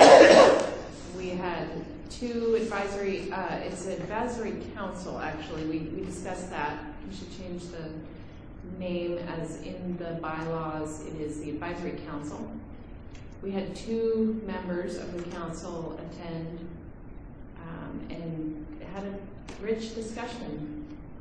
We decided to have the meeting during the luncheon, the monthly luncheon, and came up with some good goals for inviting other members to the council and hopefully getting more attendance in the next round. As far as the senior center and news to report. And this one here, I'll talk about the board meeting. Okay, I was unable to go to either of the meetings, either the executive committee or the board meeting, but George attended the board meeting. My turn? Your turn. So the board meeting was very interesting. I met the new executive director, Kendra Day, and I'm not going to repeat her resume except that she's done this numerous times in other places. She's here for family and just happened to arrive at the right time, and she's going to be a contract employee to the seniors. What I remember of the resume is it's very impressive. And we also had a presentation by Patrick Cleary from the Humboldt Area Foundation, and boy did I learn a lot. It was a good presentation. He's a very easy speaker, and I didn't know all the services they provide. There were 12 people there. Patrick and I were the only two guys. The rest were the ladies, and I think they were impressed too to find out the services that are available, especially in terms of endowments. And on the subject of endowments, the senior center the budget continues to be amazing.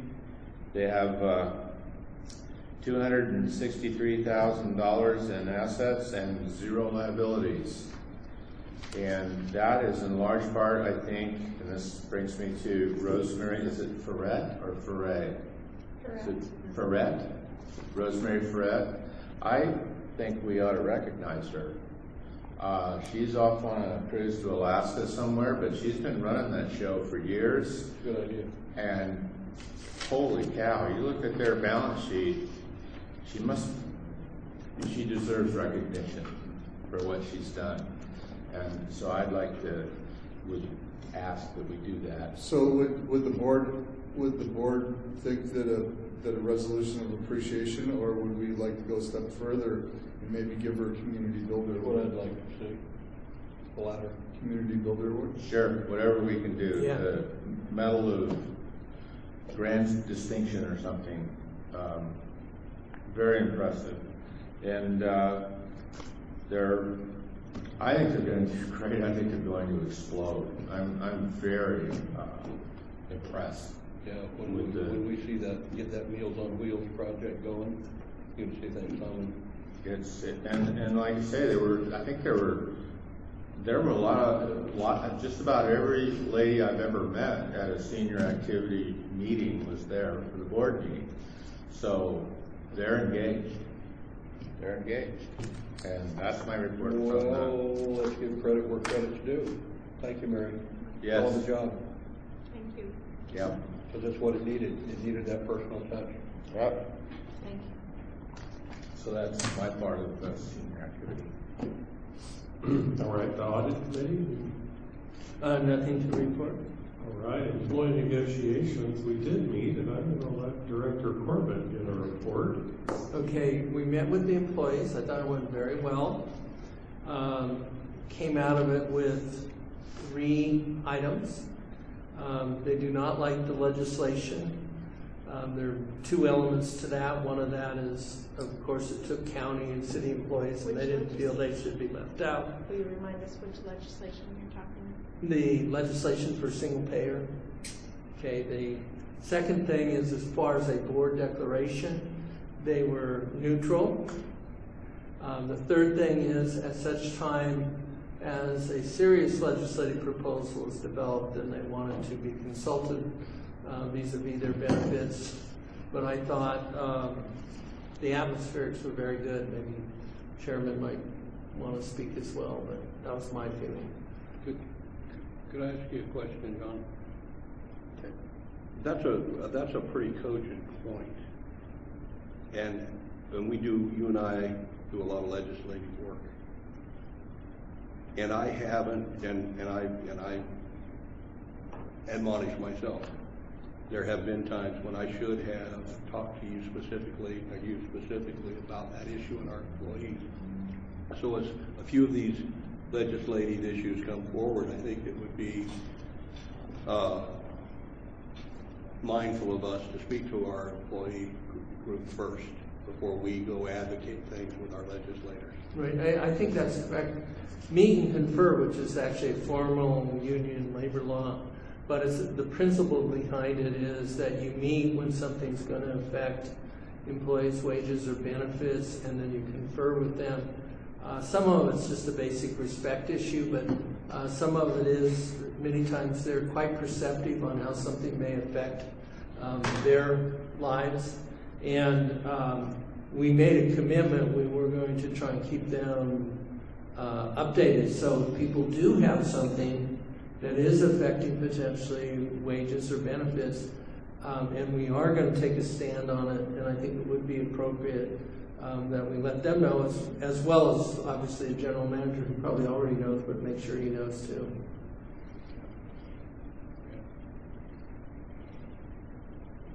Nope, you're right on, John. That's the plan, was to have John give a report.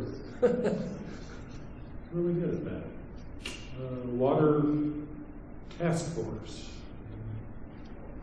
Did not meet. Ad hoc, no drugs and toxics down the drain. We didn't meet, but I had a member of the community, a friend who's on the fire district, mentioned that there's just a concept out there about doing a water days event that could be used if it manifests to forward their goals, and I think their goals were for fundraising, not for themselves, for another entity, but for our goals, I was thinking it could be a great outreach for no toxics down the drain and any other water conservation messages or whatnot. So if this proposal were to come forward, I think the fire district would be interested in doing the work of putting on an event, but that we could benefit from using it as an outreach campaign, perhaps. Yeah, I spoke with that firefighter whose name escapes me. Luke, I don't know if I know his last name. So anyway, and we got a good chuckle out of doing water at the park day and doing it for water conservation after we sprayed water all over the place. So anyway, but I told him that if the beneficiary of that happened to be one of our recreation, either the Parks and Rec or the Boys and Girls Club, that we would strongly consider allowing them to do it in the park for reduced or no fee.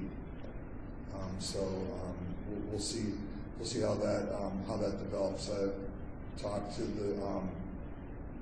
the parks maintenance supervisor about what his thoughts were related to the impact on the turf, and because they had done water slides already or slip and slides already, so just to kind of get a feeling for what kind of impact that had. So we'll play it by ear. If it's going to happen, it won't happen until later, probably late in the summer or very early fall. We'll keep the board informed. Dennis? So a variation on a theme of a concept that I was excited about as I ended my time on the No Drugs and Toxics Down the Drain was to develop a 8 or 10 minute presentation that could go to the schools about grease and oils, not dumping them down your drain, how that affects our sewers, and an expansion now with some of the stuff that we're doing with the sharps containers, etc. But and I was thinking that we could develop it where a couple of board members would have 8 or 10 minutes in classrooms. But I'm thinking now that with some kind of an ambassador program with our active teens that are coming up to our teen center to teach them and have them actually go to the schools and do it might be even more powerful. So I just throw that out as something that I think has always been in my mind to try to get done, and I think it would be, because how you teach them, the best way to teach the parents is through the kids, always. My kids kept me out of jail. So, oh wait a minute, we were supposed to go there, weren't we? All right. Anyway, just a thought. It's a good one. Want to repeat that a little louder into the microphone? That was a good thought, Dennis. All right, McKinleyville Municipal Advisory Committee. Well, the committee met. There's a transition of chairs, and I'm the new board chair. We thank Ben Shepherd. He's staying on the committee. I want to do that. He's not dead, because I heard both of those rumors. But we thanked him for his service, not only just but MAC, because without any staff, it's quite a job to carry, but also his work for this district and also his work on the Planning Commission. This upcoming meeting, we're going to have stationery presented. We're going to have an approved agenda format, and the importance of that is if you are visually handicapped, you can expand it on the screen. And so that's one reason we've been turned away from the county's website. So we'll be ADA available. We took up the issue on Hiller Park that we had at this board meeting. I thought it went very well, and we're going to invite the county in this upcoming month. And so we've gotten government to basically be having almost a 45-day turnaround on an issue like that, which I think is exceptional progress. We still are trying to define what it is legal to do. And I'm trying to get us out of volunteer legal opinions that only state part of the facts and then don't really help us get where we need to go. So this upcoming meeting, and I don't know whether I have the time to do it, but I'm trying to get all the legal opinions, all the questions, and get it comprehensively answered by county council. And there are implications no matter which way they go, but we have a lot of contradictions and they need to be resolved, and I think that's a way that we can do it to proceed. Will you describe the Hiller issue? Oh, the Hiller issue, it was here at the board where the woman came up and she said it's not safe for kids going in and out of the park as well as adults, that there's no curbs, that there's street side parking. And the concern is that when you come down off that hill, if a kid with a bicycle on the Hammond Trail, which intersects right there, just could get flattened. And I know myself as a driver, I've grown increasingly fearful of that, so I slow down anyway now. But a lot of people, it's 35 and they're probably going 40, they don't slow down. And it's just it reminds me of a school with that many kids and that much traffic. There's no crosswalk or anything. There's no crosswalk or anything, and so something needs to be identified, and they may even do a fake crosswalk alone would let drivers know they need to slow down. So there's a whole list of concerns she expressed. I don't want all of them. She has a stop sign, she has speed bumps, all kinds of things, but I do think some kind of school-like marking would be good. And then she, of course, doesn't want it to be a thoroughfare street, but railroad goes 35, then it goes 25 for the school, and then back to 35. I think that the county may consider that. But traffic matters are very complex, I've learned. So rather than me speculate on the best traffic solution, we're going to have County Public Works do it. And I just thought everyone really came together to work on that. So I thought that was really good. People didn't like the meeting lasted, I think, 3 hours. They wanted 2 hours, so I'm going to try and adjust the agenda down. But we're going through a lot of stuff. She could get that one lady to not speak for 40 minutes. Tone the meeting down. Well, I'm not going on the record on that, but so I'm trying to get about 2 hours worth of meeting, not 3 hours. And these 15 meetings, we're going through all kinds of organizational stuff. And so it does take some time. We got basically a year's agenda passed, with the biggest problem being whether we will realistically meet in November and December. But we got a pattern to our ask, and if someone can't make it, we just go down the list and ask them. And the goal is, since we don't have staff, if we give someone 6 months' notice, they're going to be prepared, as opposed to if we call them up for 15 days, and that would give us a little bit more continuity in meeting. So a lot of issues like that. Dennis was there; he can give his 2 bits, but No, I think it was some rough edges, but I thought it went well overall. Yeah, John did a really, really good job of starting the process of formalizing the meeting. And I understand the kind of Mayberry RFD feel that was wanted, but you can't conduct business that way. And when I said the one woman spoke for about 40 minutes, that wasn't too far off. And so just getting the public to understand that it is actually a constitutional entity that has a function, and if you follow that function, you'll get more benefit for you. You know, the woman that came about Hiller Road came prepared, was succinct, had her documents in order, put them, and that moved on very well, and we got a lot done in that. So figuring out what is a big deal. There was a lot of time spent on the dollar store, the potential dollar store.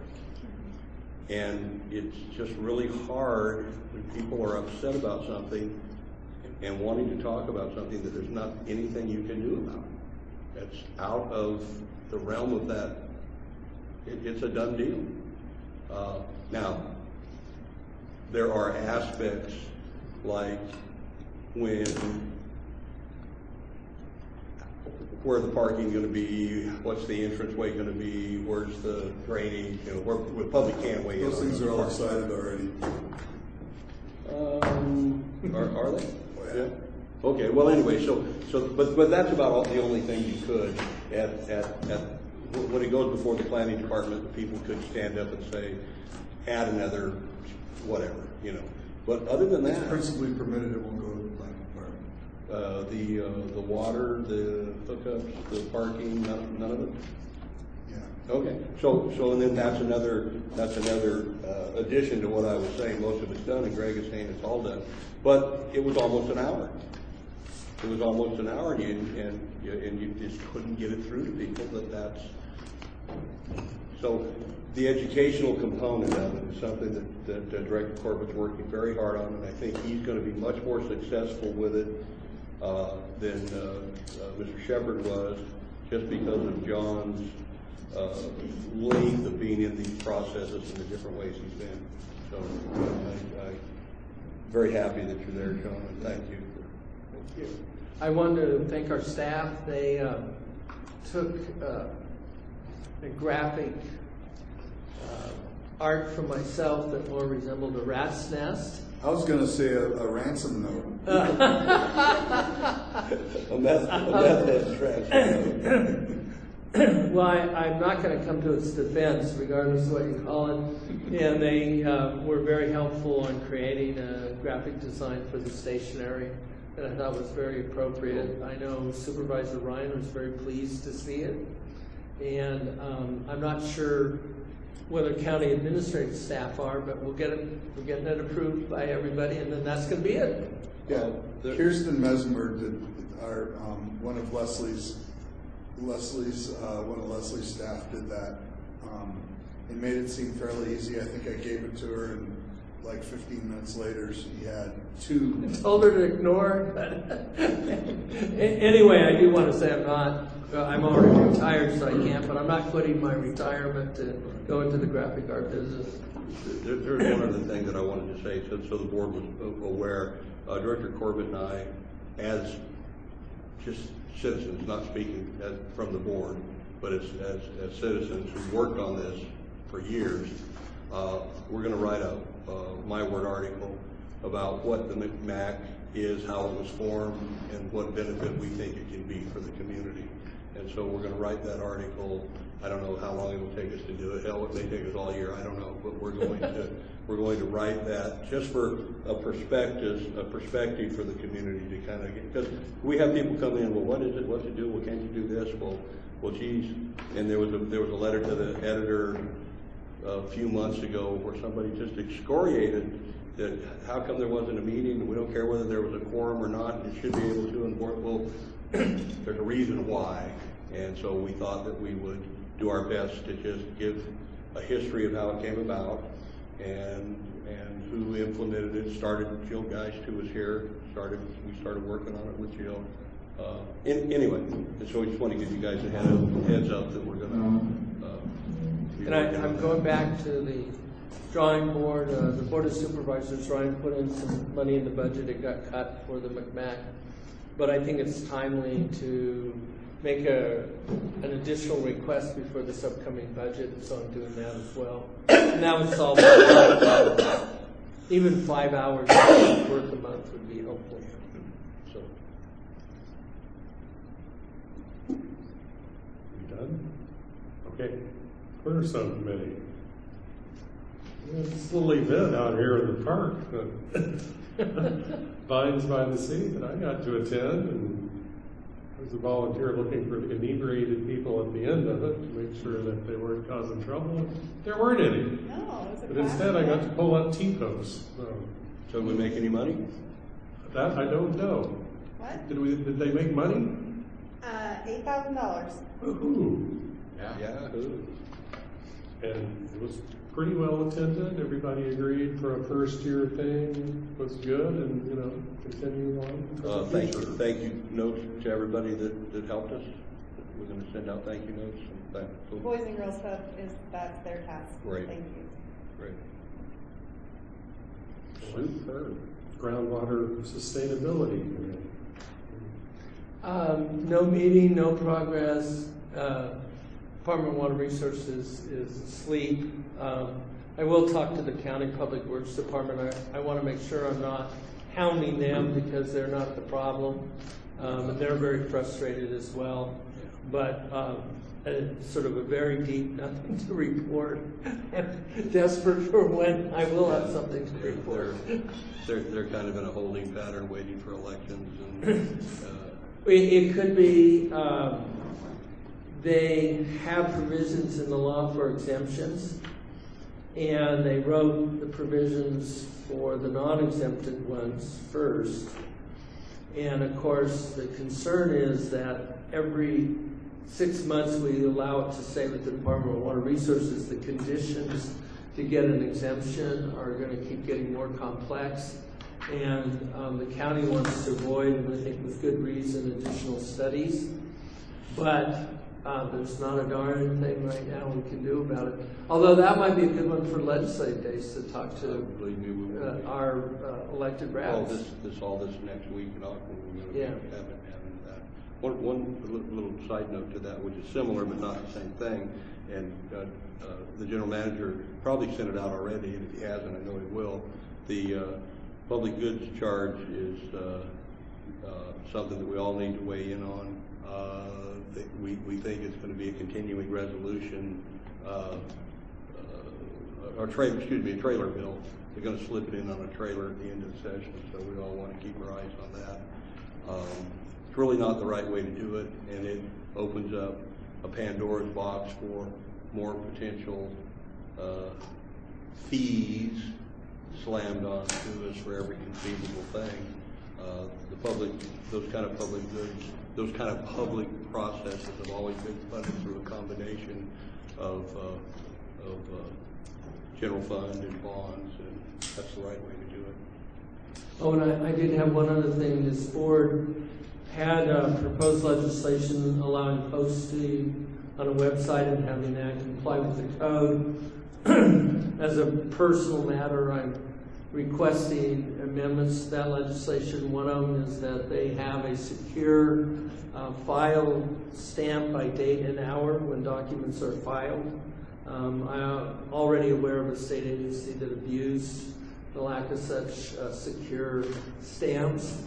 And also that you can't provide electronic materials the day of the meeting unless you have adequate electronic facilities, and you also have the documents would be available to the public, and then also written agendas. So I think all those are, I don't believe anyone's going to oppose them, but maybe they will.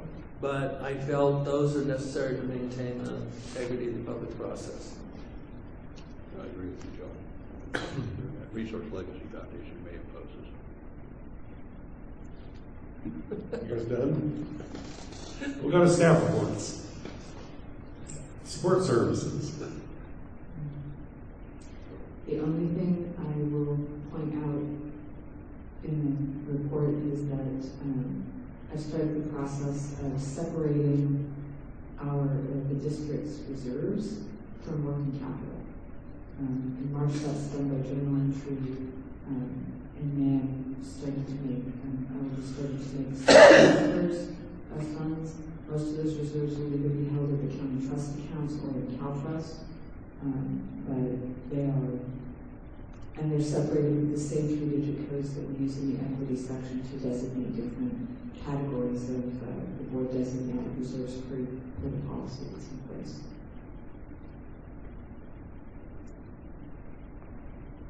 Thank you.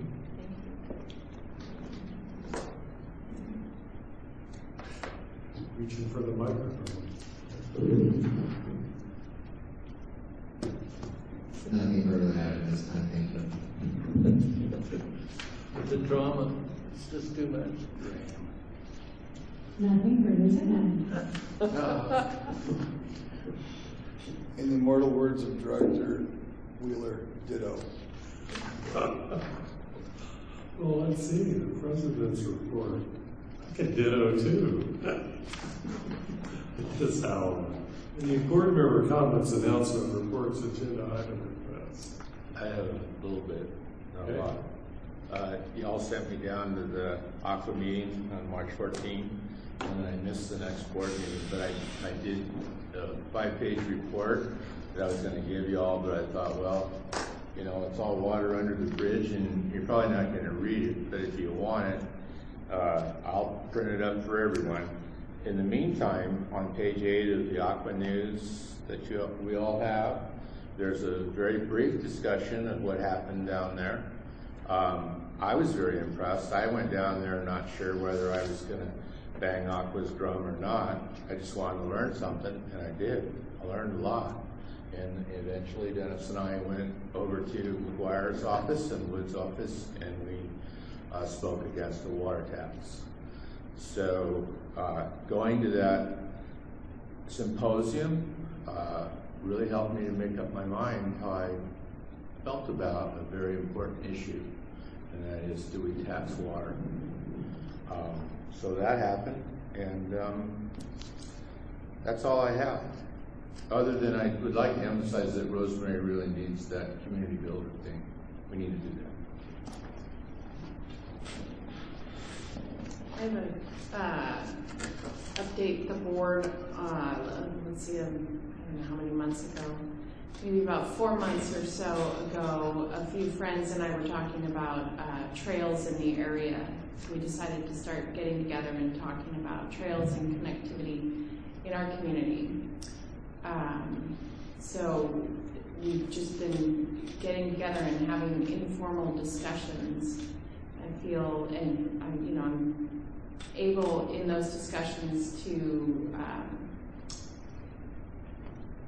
help people temper their expectations for what MCSD can do related to trails and understand jurisdictions. So we don't have a lot of jurisdictions over trails and the ability to have, safe bike routes and those sorts of things, but there are a lot of community members who are interested. At the most recent gathering, there's a woman who came and spoke to us about safe routes to schools from the county public health, I believe it is. In discussion with the group, she's going to be looking at the corridor between 101 on Central and as Central drops down to the Kmart area. So that stretch in there is quite unsafe. I believe it's Caltrans and county jurisdiction, and people are really interested in seeing some safety improvements in that area. If there's any direct relation between this district and that project area, I can help put you in touch with, and I'm not remembering her name, begins with an E. Yeah, the county's jurisdiction would extend up past Six Rivers Brewery, and Caltrans actually starts up to that triangle, something like that. Yeah, something like that. Not quite to that triangle. Right. Yeah. Right. Actually, at the triangles where their jurisdiction starts. There is a project In McKinleyville, yeah, McKinleyville Community Services District has really no. But Caltrans in conjunction with the county, and mostly Caltrans has a project. And the first part of that project was what was done down at the very bottom of the hill. And that's because that's all the money there was. So there is a project that's not you're not going to be able to create a new project. Might be a little tweaking in it, but there is a project. And Caltrans probably be very happy to show it to anybody.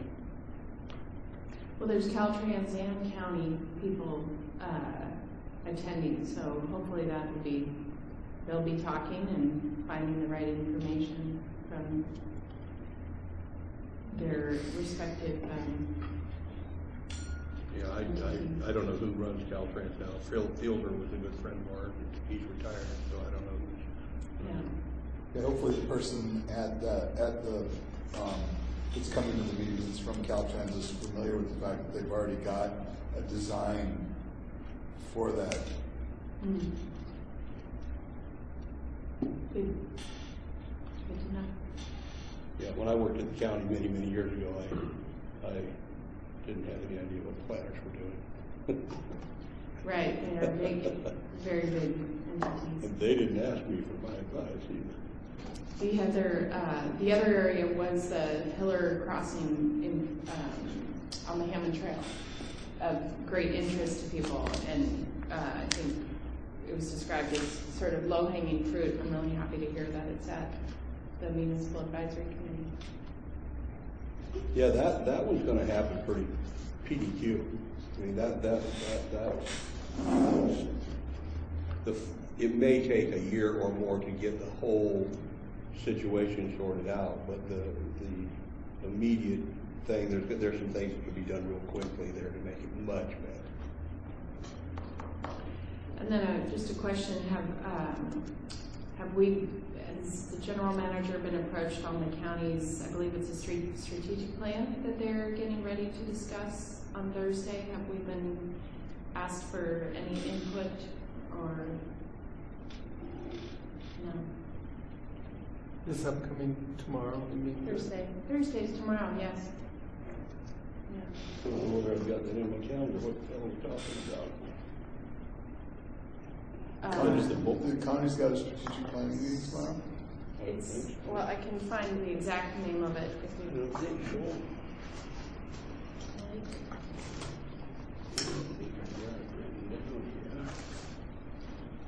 I didn't even pick up on that from the media.